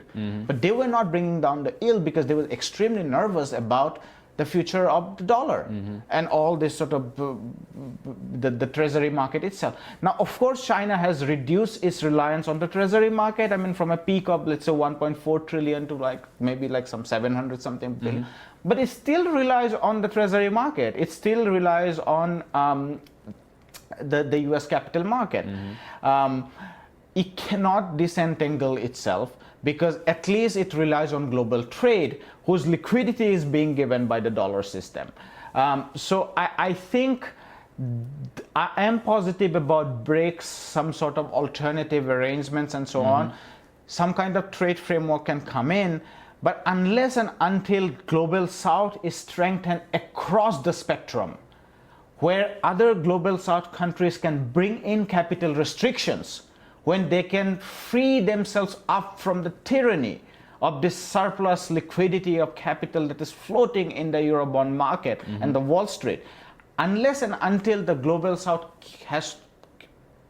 remains in the dependency of this surplus, the dollar system will remain. And China alone cannot counter because China cannot disrupt global trade. China doesn't have an alternative to global finance because it cannot have it as an industrial superpower. So I see the alternative to that should be much of a global majorities revolution, where China would definitely play an effective role. But the fact that China has come to become a global power, an alternative military power center, an alternative, not an alternative industrial power, but the sole industrial power, doesn't itself challenge the financial hegemony of the United States unless and until the rest of the global south can free themselves up from the dependency of this financial center in the transatlantic. Okay, so here's my suggestion. first is my suggestion to my government, as we just discussed about the Belt and Road initiatives and how Chinese could help the global South. I wish my government and my fellow Chinese citizens we are more confident on that matter. It's like we Chinese become it's like we become so powerful that ourselves are not even realizing it, especially compared with the West, which used to be the dominant power in the world. I think we should be more confident. Like seriously, we should venture out, start take the initiative, start to help people in the global South. That's what we should do. So literally open our imagination. Like we don't have to be a copycat of the USA. We don't have to, a patron of the Western powers anymore. And literally like this time for hundreds of years in history, first time that we are leading the narratives. We are leading the trend. So we should showcase the trend to our brothers and sisters in the global South. So that's my suggestion to my Chinese fellow citizens and the Chinese government, my own government. Then the other thing which you said about like the US dollars, to some extent I agree, because at least in the pre-modern and modern era that China never had a reserve currency status, so we never had experience running that like the whole world's financial and trading system, like things like US dollars. So I think what we should do, China should do is that okay, we will offset or we will counterbalance the American infiltration, no matter in what kind, whether political, diplomatic, military, or economic, and even cultural. We will like offset or counterbalance the American infiltration on the rest of you guys for now, while you guys will start to develop yourself, absolutely, strengthen yourself. Then I think in a decade or 2 decades, before the middle of the 21st century, that we will reach the parity that China have successfully counterbalanced the Americans' power while American power is still in decline, and you guys have developed in a critical mass that now we can jointly together have this new currency. Absolutely, that is the real revolution. And that is what I keep saying to everyone I meet from the global South. I recently spoke to some Cuban leftists, and they said the same. I mean, of course, China is helping us with getting military, healthcare's medical technology, because there is a lot of sanctions on Cuba in getting critical medical technology, and China can give them, so China is helping them. But at the end of the day, what they said is that we have to rely on ourselves. China is a country, it still has a lot of domestic obligations to its own people. Yes, China should give technology transfer, China should help countries industrialize, but China is facing its own problems. China has a huge domestic obligation. It cannot deindustrialize itself. And there is a huge contradictions within global South's labor. I mean, part of the reason why India's toy industry got deindustrialized is because of Chinese more effective toy making industry. And these are contradictions we need to think about, because China, one of the remarkable aspects of Chinese industrialization, and that's because of actually the size of China, apart from policy making, is that as China is moving up and up in the value chain, China is not evacuating the lower chain. So China is now a big arms suppliers to countries like Pakistan, and it's expanding. It's a huge exporter of electronics and all high tech, biotech. It's making big in AI, and they have gone open source there. So that's gonna help global South countries to train their AI bots and so on. But China is still making textiles. China is still making leather goods. China is still making plastics. China is still making low value electronics. It's not just the apples, but even the cheapest electronics, these are being made in China. And so global South countries we have to rebuild ourselves, and then we can seek help from China. China would be able to give us some technology. China would be able to give us some desperately needed foreign reserve. But China cannot transform us. We'll have to transform ourselves, and it is us transforming ourselves, coming together with a progressive Chinese foreign policy, we can actually rebuild the international world and free the international world from this hundreds and hundreds of years of domination coming out of Western imperialism.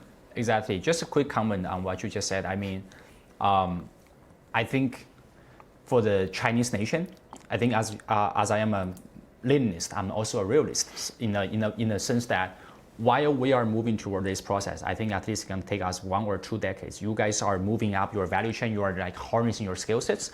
While China, we will, simultaneously helping you guys, and we will also counterbalance the American threats.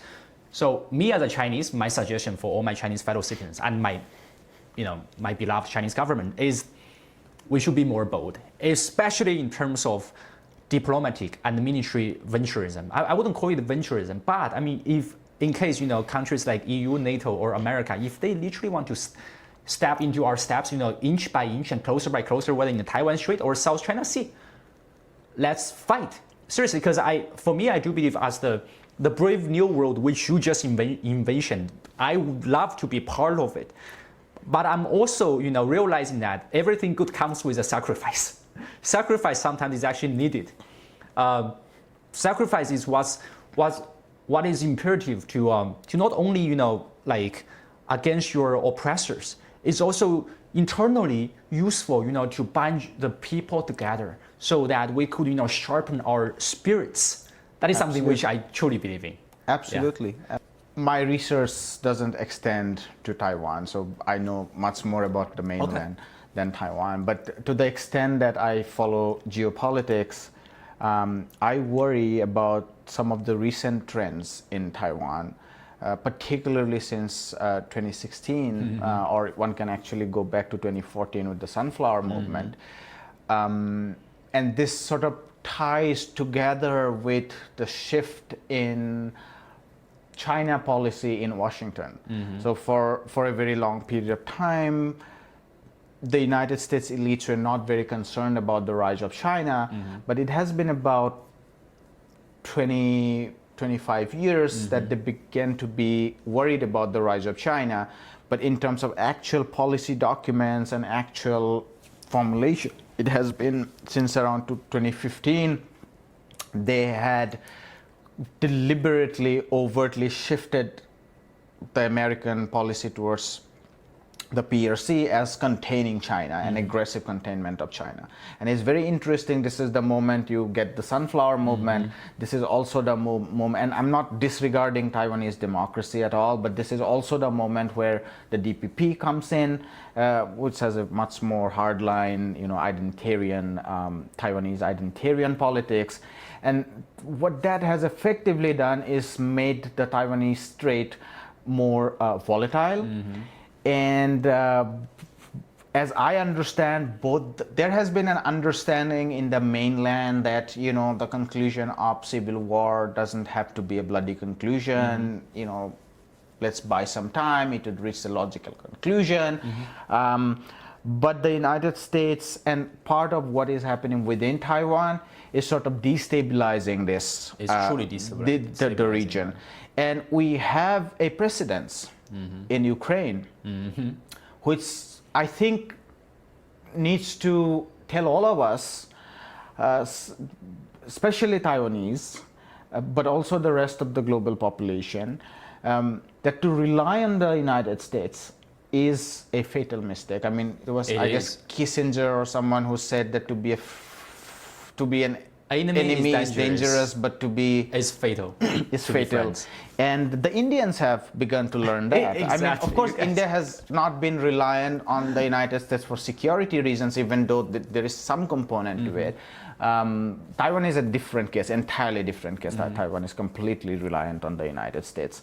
But to the extent India was closer to the United States, that delusion has been broken recently, and that ties to some of the very positive developments in India, China recently that we are seeing, and it came very fast. I mean, I've been following both India and China closely. I did not anticipate that things would move so closely, particularly at a time when we have the nationalists in India. But I'm really pleasantly surprised, and part of the credit goes to Washington, that it has made its banal and more dirty game transparent to even those who were perhaps a bit delusional about what Washington really is. And like not just in Washington, I mean not just in Taiwan. If you see their transparent game in Gaza, man, that is even way more. Gaza horrible, is, man. of course, I mean, Gaza is even a different case altogether because Exactly. the atrocity. I mean, the biggest danger that Israel now faces, apart from the shift in global majority's opinion, is the shift in opinion within the United States. I mean, some polls now suggest that 65% of American citizens are now opposed to Israel. Not the existence of Israel as a state, but opposed to Their actions. Their actions. And the fact that a Joran Mamdani can win in New York, I mean, New York is the biggest Jewish state outside Tel Aviv. And he's a Muslim. And he's a Muslim, and the fact that he can win there tells us a lot about this huge shift. And the Israelis are taking a lot of risk by overlooking this future possibility. And sometimes you have to think about that. I mean, between the rise of Nelson Mandela in 1960s, I mean, the ANC, the African National Congress, and him coming to power ultimately in the mid-1990s, it's just 30 years. Exactly. I mean, sometimes if you go back to 1960s, you would think that apartheid wouldn't end because the Americans are standing with the apartheid. Exactly. But sometimes when we look back at it as agents of history or participants in history, we think that 30 years is not that long. History is a cycle, isn't it? Yeah, for It's a cycle. apartheid to come down. And so let's not even get into Palestine because Yeah, let's focus on Taiwan for now. But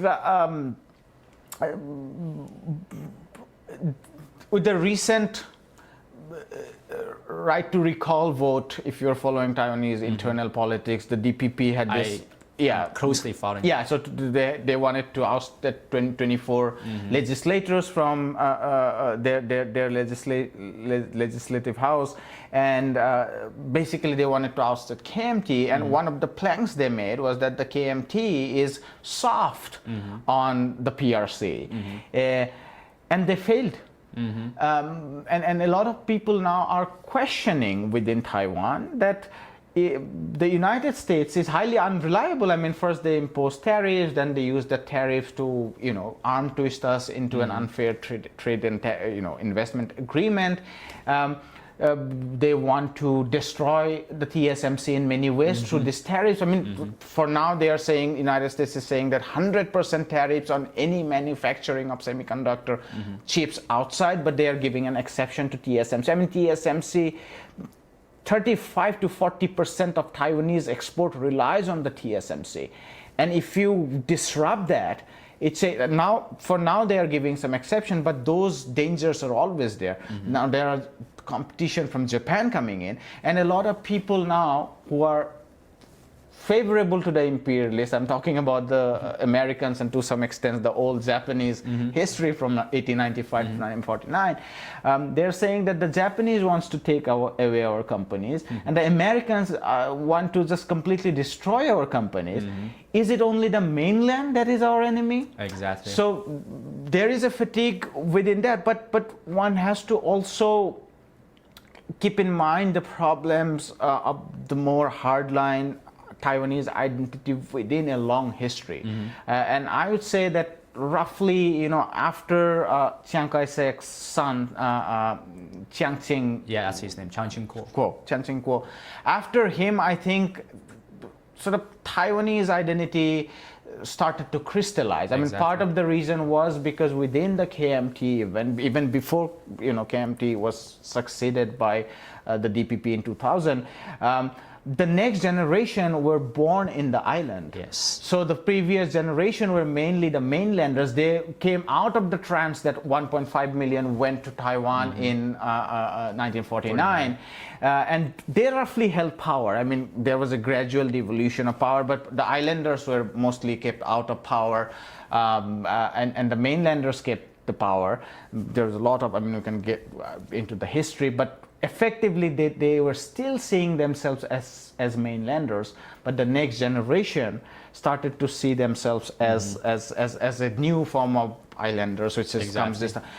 And add to that the sort of this United States desperate attempt to remain as a global hegemon, and it wants to use Taiwan as this frontal state to keep China, basically contain the rise of China, and the PRC responds to that. And so I think, as someone who is not vested directly in this tension, my suggestion to people from Taiwan I meet is that do not rely on the United States, and do not think that the only way of securing yourself is to confront with the other side. I mean, sometimes a judicious use of ensuring your security is to cooperate, and people understand that. It is the sort of rubbish thinking emerging out of nation state that convinces us that our military will ensure our protection in every silly case. I mean, think about a neighbor that has more money, that has more muscle power, that is the bully of the neighborhood. Would you go pick up a fight? I mean, everyone would say that don't pick up a fight, maintain a good relationship with that. Now, I'm not saying that the mainland... Except we did not bully them, yeah, you know what I mean? Yeah, I'm not saying that. But what I'm saying is that this nation states, sometimes they make, I mean, the elites make the citizens believe that our security is ensured by picking up a fight with the larger power, because the threat is that the larger power, the larger and larger they get, they would eventually come and oppress us. And this is also like ties to the Indian question we were saying. I mean, the part of the reasons I tell everyone in India is that apart from the border disputes, we don't have to participate in the security arrangement led by the West to ensure our security against China. True. First of all, China doesn't want to do war with anyone. It hasn't done a war. I mean, I think if I'm not wrong, the last time it did a war was with Vietnam. Vietnam, 79. Yeah, 79. It doesn't want to do any war with us. And so we don't face a security threat from China. I mean, yes, the borders we have to resolve. I mean, but we don't have to participate in this.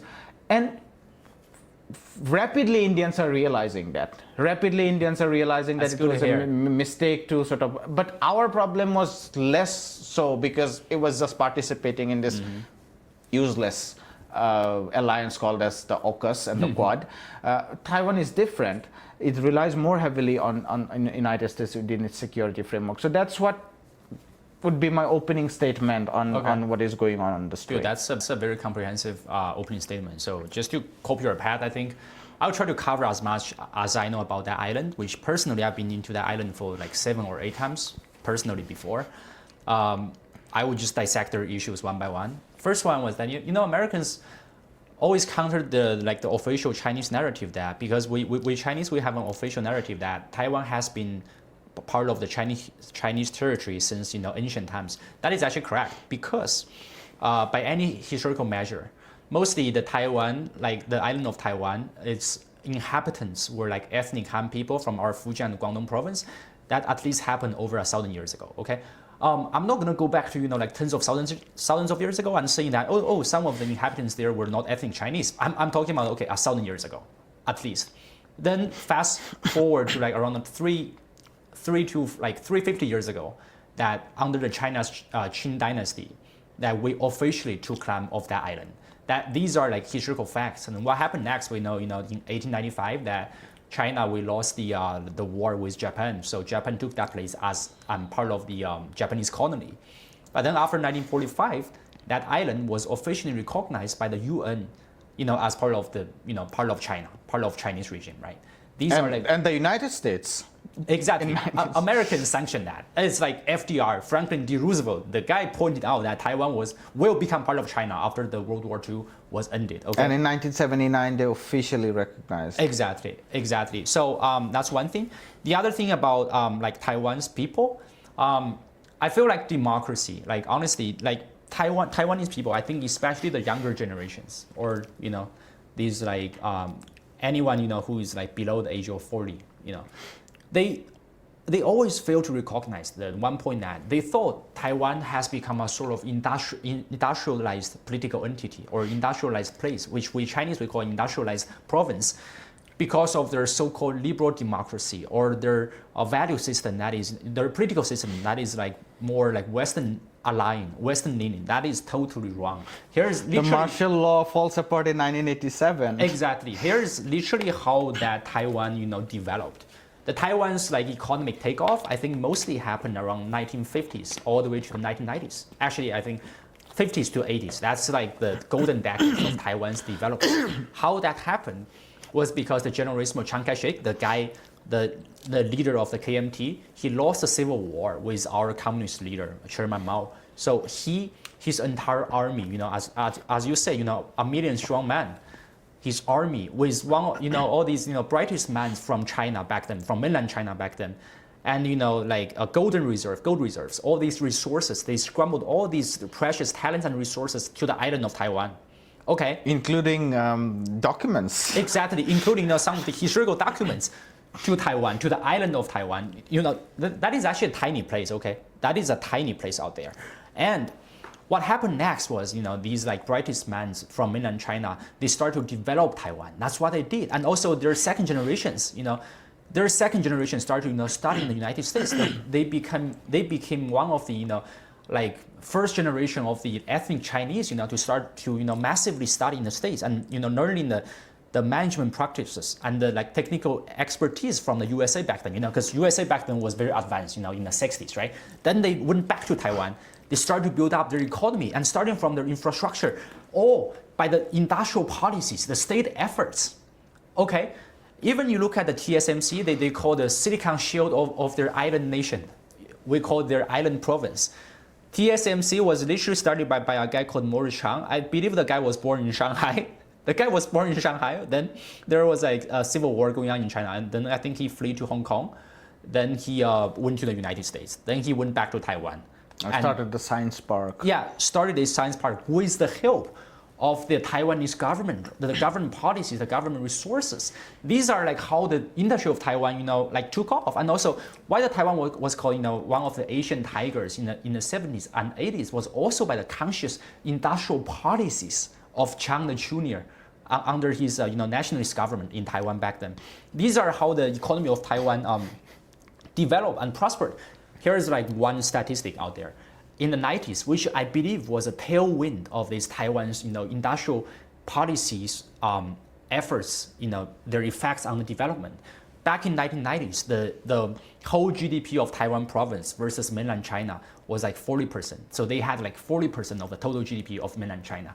I think today, or even I think it was like last year or 2 years ago, was like 4%. That's the difference here. But Taiwan only instituted their so-called procedural liberal democracy in the 90s. Think about this, dude, literally after their democracy, so-called procedural democracy was instituted, their economy started to decline. They never realized that, especially the younger generation. They never realized that. Even we as like, we are not outsiders, but if we neutrally, just observe these Taiwanese politics, their local politics, you could see, it's like just a bunch of political drama shows. Their parliament, their representatives would actually, physically fight with each other in their so-called, like executive branch, the executive yuan. That's what happens. They never realize that. Now going back to the current situation in Taiwan, I think anyone with a very sensible opinion, we would know that, obviously it's backed by the Americans. But I do think for now, me as a Chinese, and also my suggestion to my government is that I think the island of Taiwan, the entire nation of Taiwan, I don't think we should, distinguish between those are pro-independence or, pro-mainland China anymore. Our objective is simple. Taiwan has to become part of the Chinese territory officially, and by any legal standard, by any legal means. So if they don't comply, I don't care by any regime or any political leader on Taiwan, we have to use force because they have already. It's like, I have to say this. I think especially after 2020. Especially after 2024, they have crossed the red line already. So even if, in the next their so-called election cycle, there's a, KMT leader, the nationalist leader, taking power of Taiwan, it's not going to change that much because the fundamental thing that the only fundamental difference between the nationalist leaders on Taiwan and the DPP is that DPP is like saying that aloud that, okay, we are Taiwanese, we're not part of China, okay, we are our own nation. But these nationalists, the KMT, they are sort of their so-called status quo. But the thing is, now we are in the year of 2025. It's not 30 years ago. It's not 20 years ago that your so-called status quo cannot last forever anymore.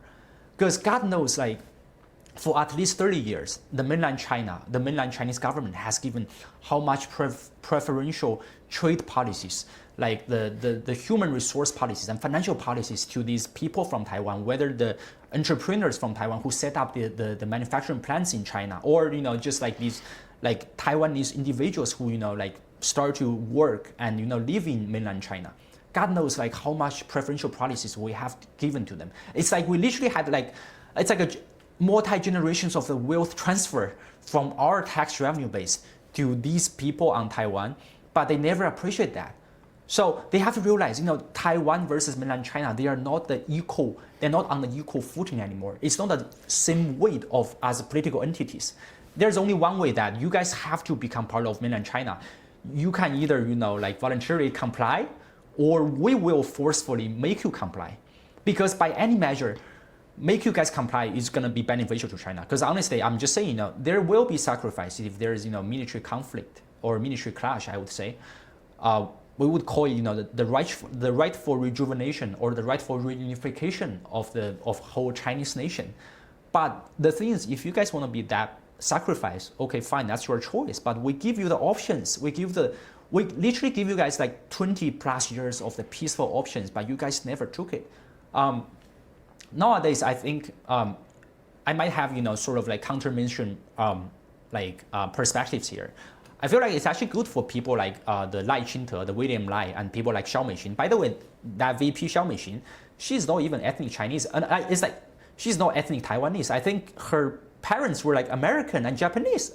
Like that's a fact, man. Like, but like the thing is, it's good to have these people in charge right now, so that at least, you know, these like KMT political leaders on Taiwan, you know, because they've always been sort of, you know, they've always been dreaming about pretending their so-called status quo and never try to resolve the actual issues, like the fundamental issues we have. They've never sit down with us and fundamentally talk about, okay, what's going to happen after, you know, the reunification? What's the policies? They've never talked about the procedures around that. And now it's good they have the people like William Lai, so that, you know, we could just proceed with by our own wills, using our own means, our own forces, so that by the time this thing actually happens, you know, we'll be swift, and we would like solve the situation once and for all. Yeah, I guess that's one position. Let's say, for the lack of a better word, the more hawkish position. Yes.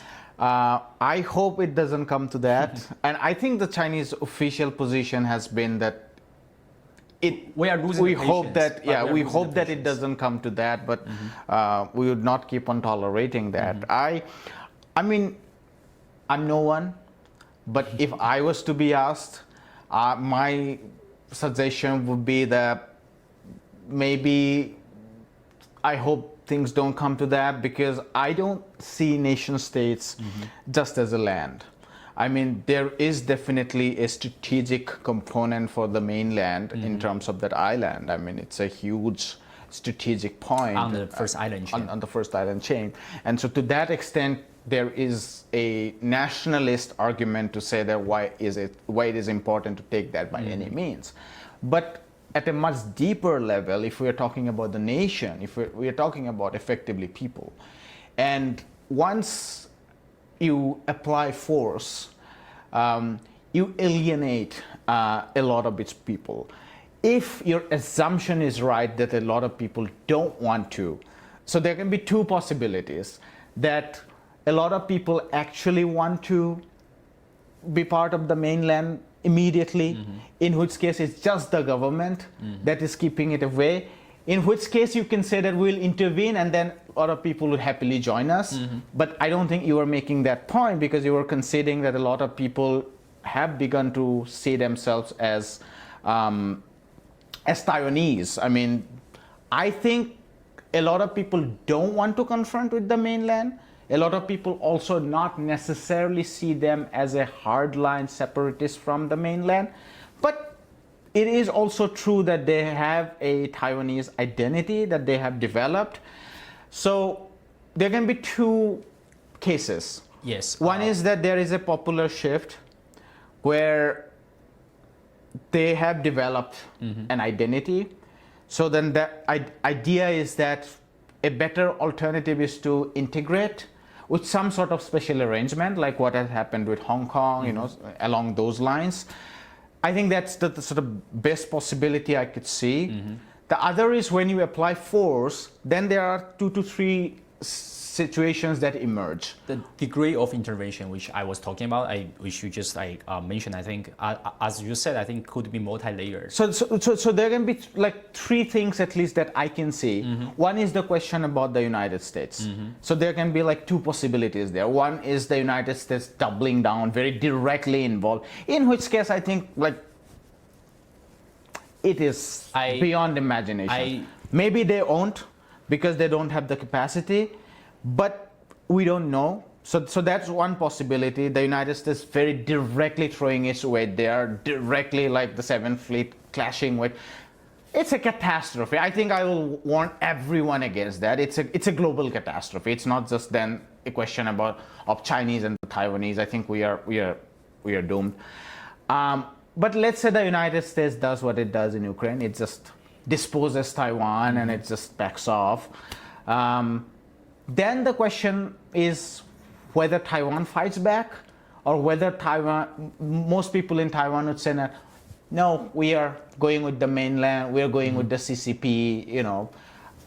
I don't think that would be their attitude.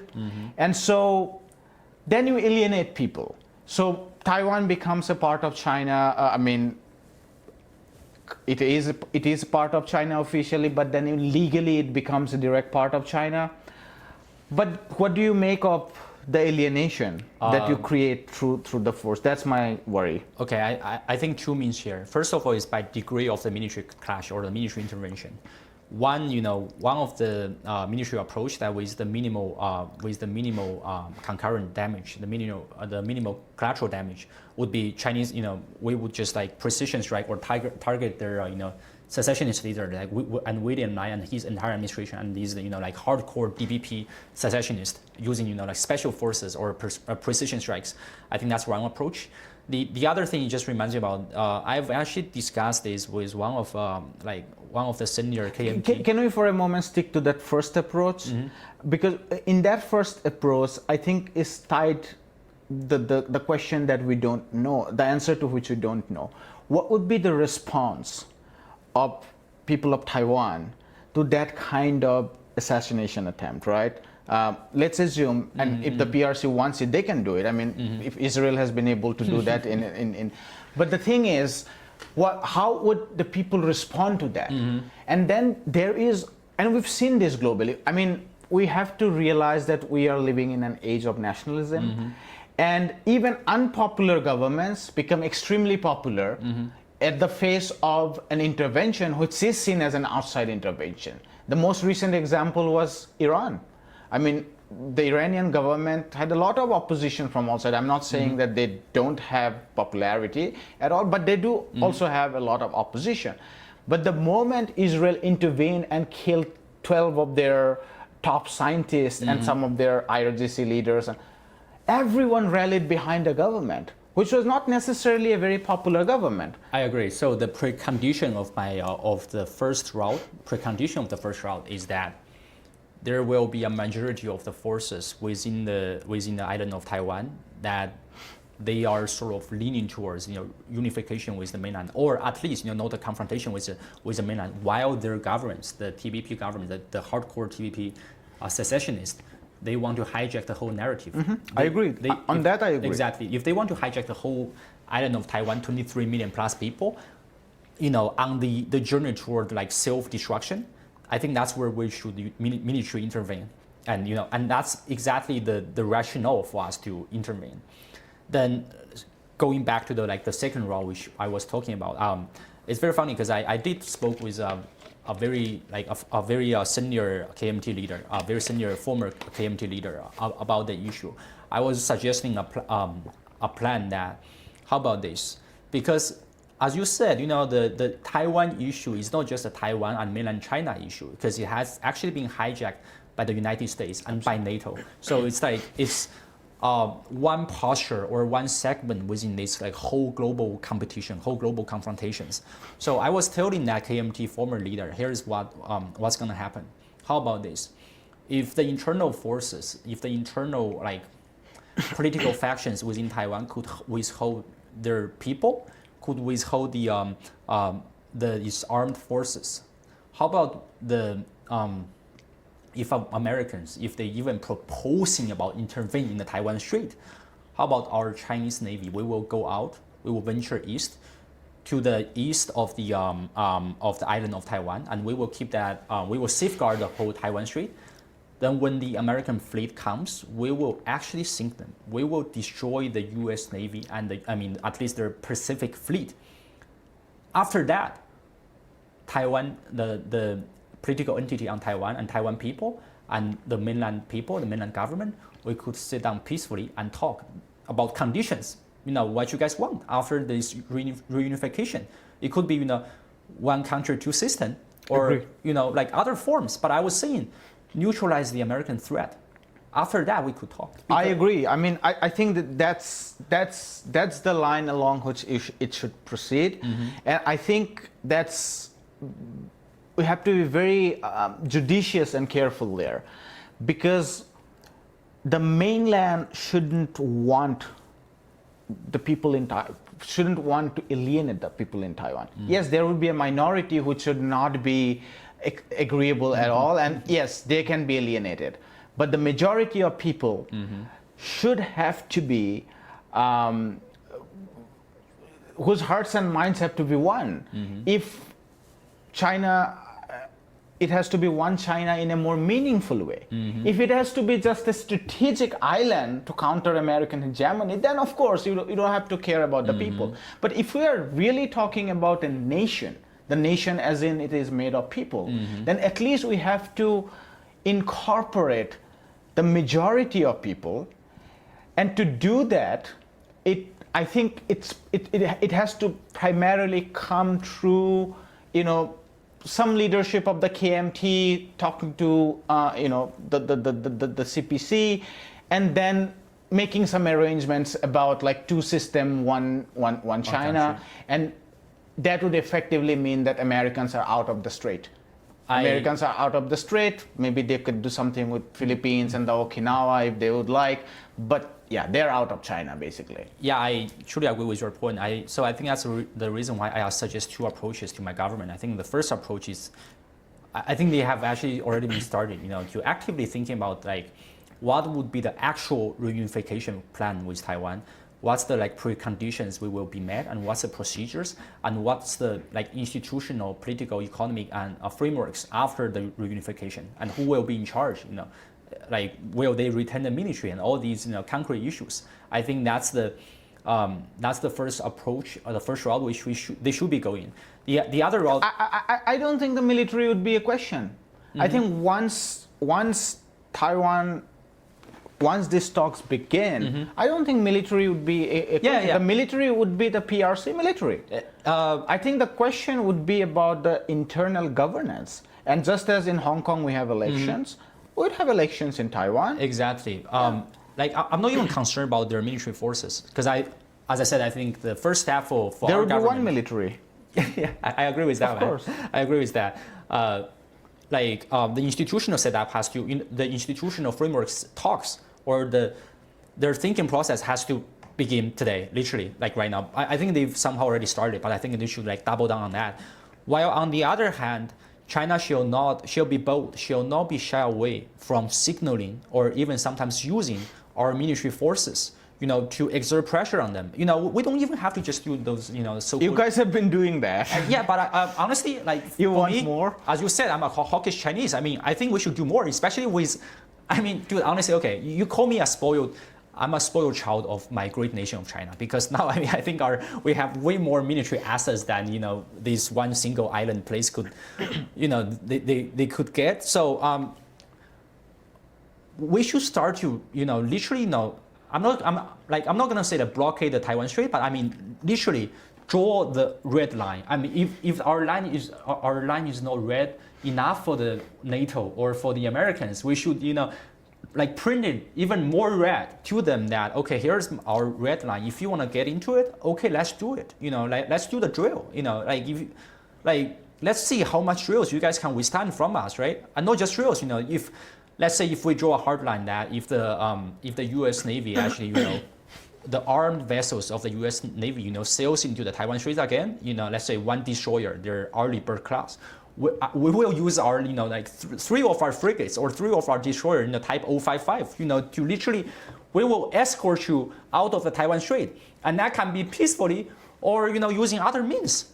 Right. So I think these are like my approaches to the problem on Taiwan. So I think to sum up this Taiwan issue, just basically, I think we should, beyond past this stage of, saying slogan that, okay, Taiwan should be part of China. Of course, I think that's a fact which we know for over 100 years. But now it is truly the time to sit down and, come up with the institutional plans that can be both acceptable to us mainlanders and also to most of the people on Taiwan as well. Yes. The other thing is like, do not shy away from showing our military forces anymore, because to the Americans. To the Americans, exactly, and the NATO, because sometimes even UK, I'm not sure if you saw the UK Prime Minister or their Defense Secretary just said, they want to confront China. I mean, honestly, I don't know using whatever, like what military assets they have, to counter China, and 10,000 miles away from home, from their home port of Portsmouth, right? So if you don't do that, okay, come, as I said, we will escort you out of the Taiwan Strait,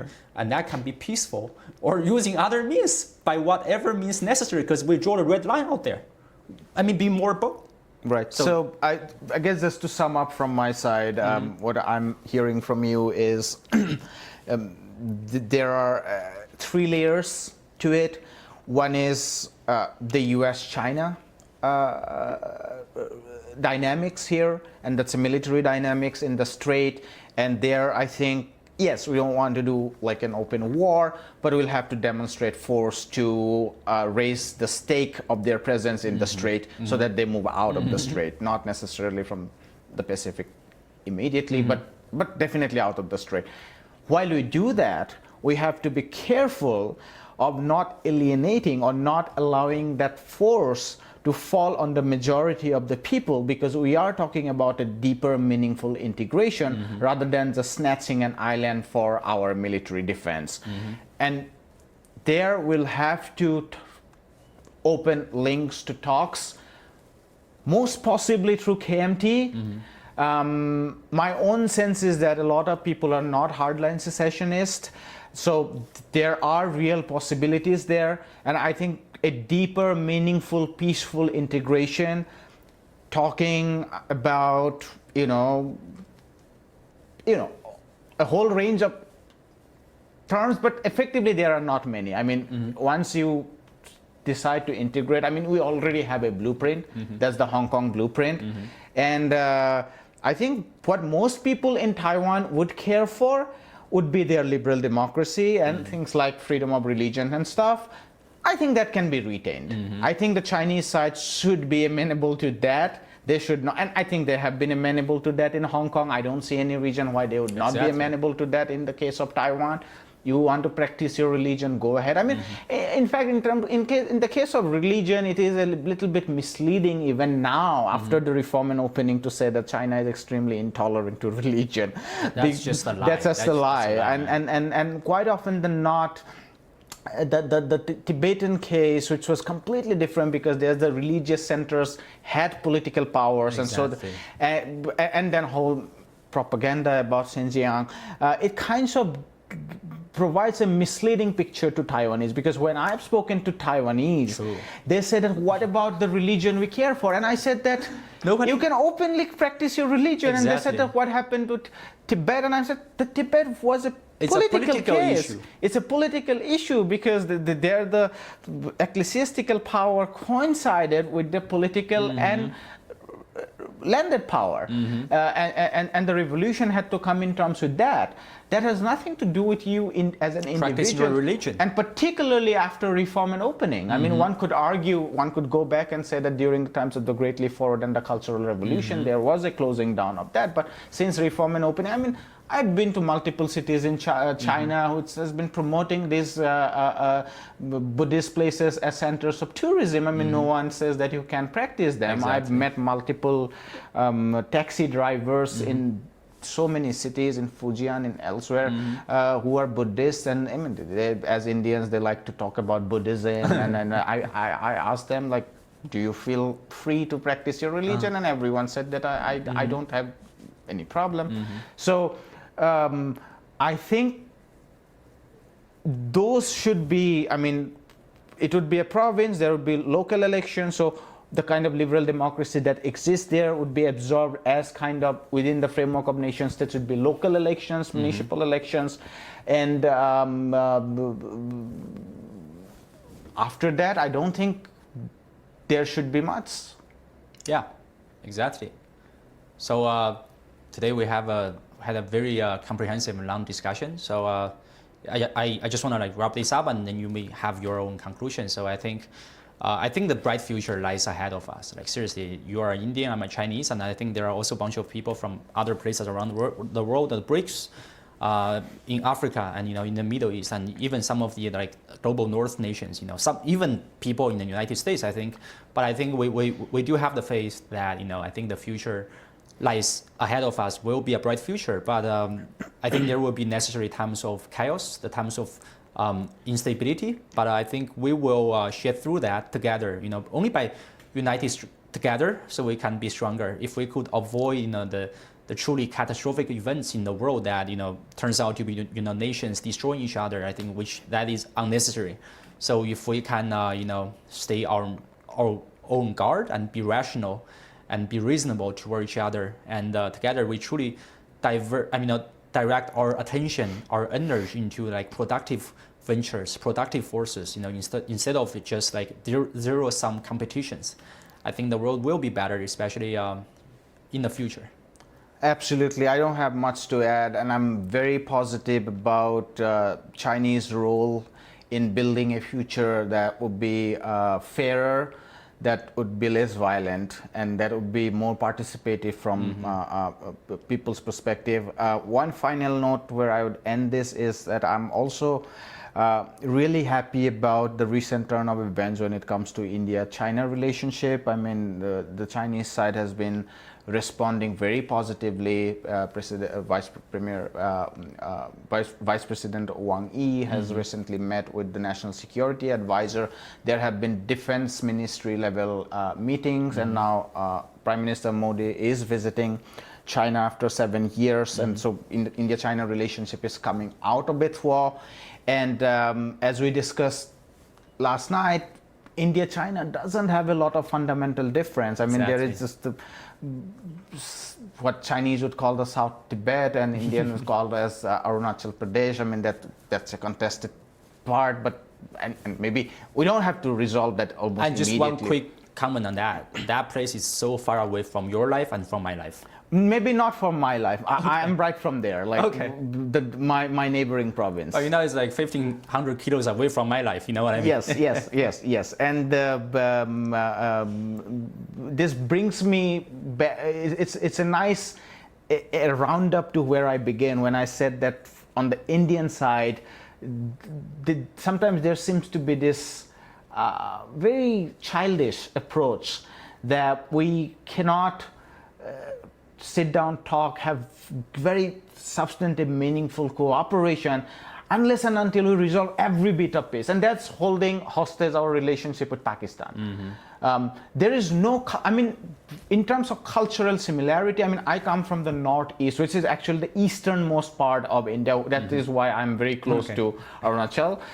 I have very little similarity with the North Indians in terms of cultural. I mean, of course, globalization has meant that we are also, there are class backgrounds and so on. Maybe we have some similarities, but in terms of food, in terms of language, I have very little. You are more Pakistani than No, Indian. no, I'm not Pakistani. I am more towards the east. Okay. But my friends in North India who are actually hawkish about Pakistan, they are culturally much more similar to Pakistan. I mean, because they are part of, closer to Punjab, and which is divided and so on. And culturally, I can find much higher similarities between these people. But what holds them hostage apart from this, their brainwashing against Muslims, is we'll have to resolve every bit of disputes in Kashmir to have a meaningful relationship with India and Pakistan. But on the Chinese-India side, I mean, the differences are very minor. I mean, the border, that bit of land is disputed. Apart from that was the security arrangement, which is again like very flimsy. I mean, India has not, historically, India has not been part of the United States framework. I mean, we have been facing sanctions again from the United States up until the late 90s. I mean, it was under the Clinton administration in 2000, some of those sanctions were being lifted. And now the needle has moved again. I mean, Prime Minister Modi is extremely, I mean, he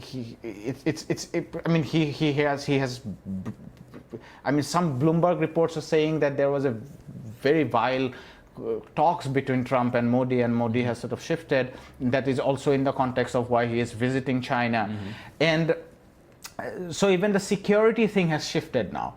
I have always been vociferously against Indian participation in AUKUS, which the Chinese has complained against, and for very legitimate reason. I think India had no reason to participate in AUKUS. In fact, we don't share anything at all. So now that I think India is coming out of that Western shell and becoming more meaningful partners in SCO and BRICS, I think that AUKUS would be a dead letter thing, and as so far as India is concerned. I mean, Australia and Japan, they would go on, but we are not whites. We are not settler colonial places. We have nothing to do with these things. India should be should abandon out of AUKUS. India has also rejected some of these defense equipments deals from the United States, which are way more costly and less effective. Anyway, they don't have any technology transfer and so on and so forth. So I think the bright spots may be ahead when it comes to India-China relationship. Let's settle all the easy cases of the border first, because most of these are not settled places. I mean, nobody lives there. So it's not that hard to solve those problems. Of course, Arunachal is inhabited by people, so that's like relatively difficult. Let's push that towards the end. Let's resolve everything. And India, China are two big nations. We have so much more to cooperate with. And I think the positive side thing is that for most Chinese, India is not an enemy, because maybe because of insularity, ignorance, the Himalayas, I mean, they don't care. I mean, they're mostly positive. I mean, I'm not talking about social media thing, that's a completely different thing, but you talk to ordinary people on China, they're saying that we have nothing against you. And increasingly more and more people in India are realizing. And in fact, the anti-China thing in India is not very deep either. Historically, it has not been very deep. It was this 1964 border clashes that does remain within the Indian memory. But apart from that, it doesn't run deep into history. So maybe on this positive note, we'll end. It has been a long talk, and thank you so much for doing this. I think we should have more conversations like that. Of course, absolutely. It was such a pleasure talking to you. Thanks. Sorry, I think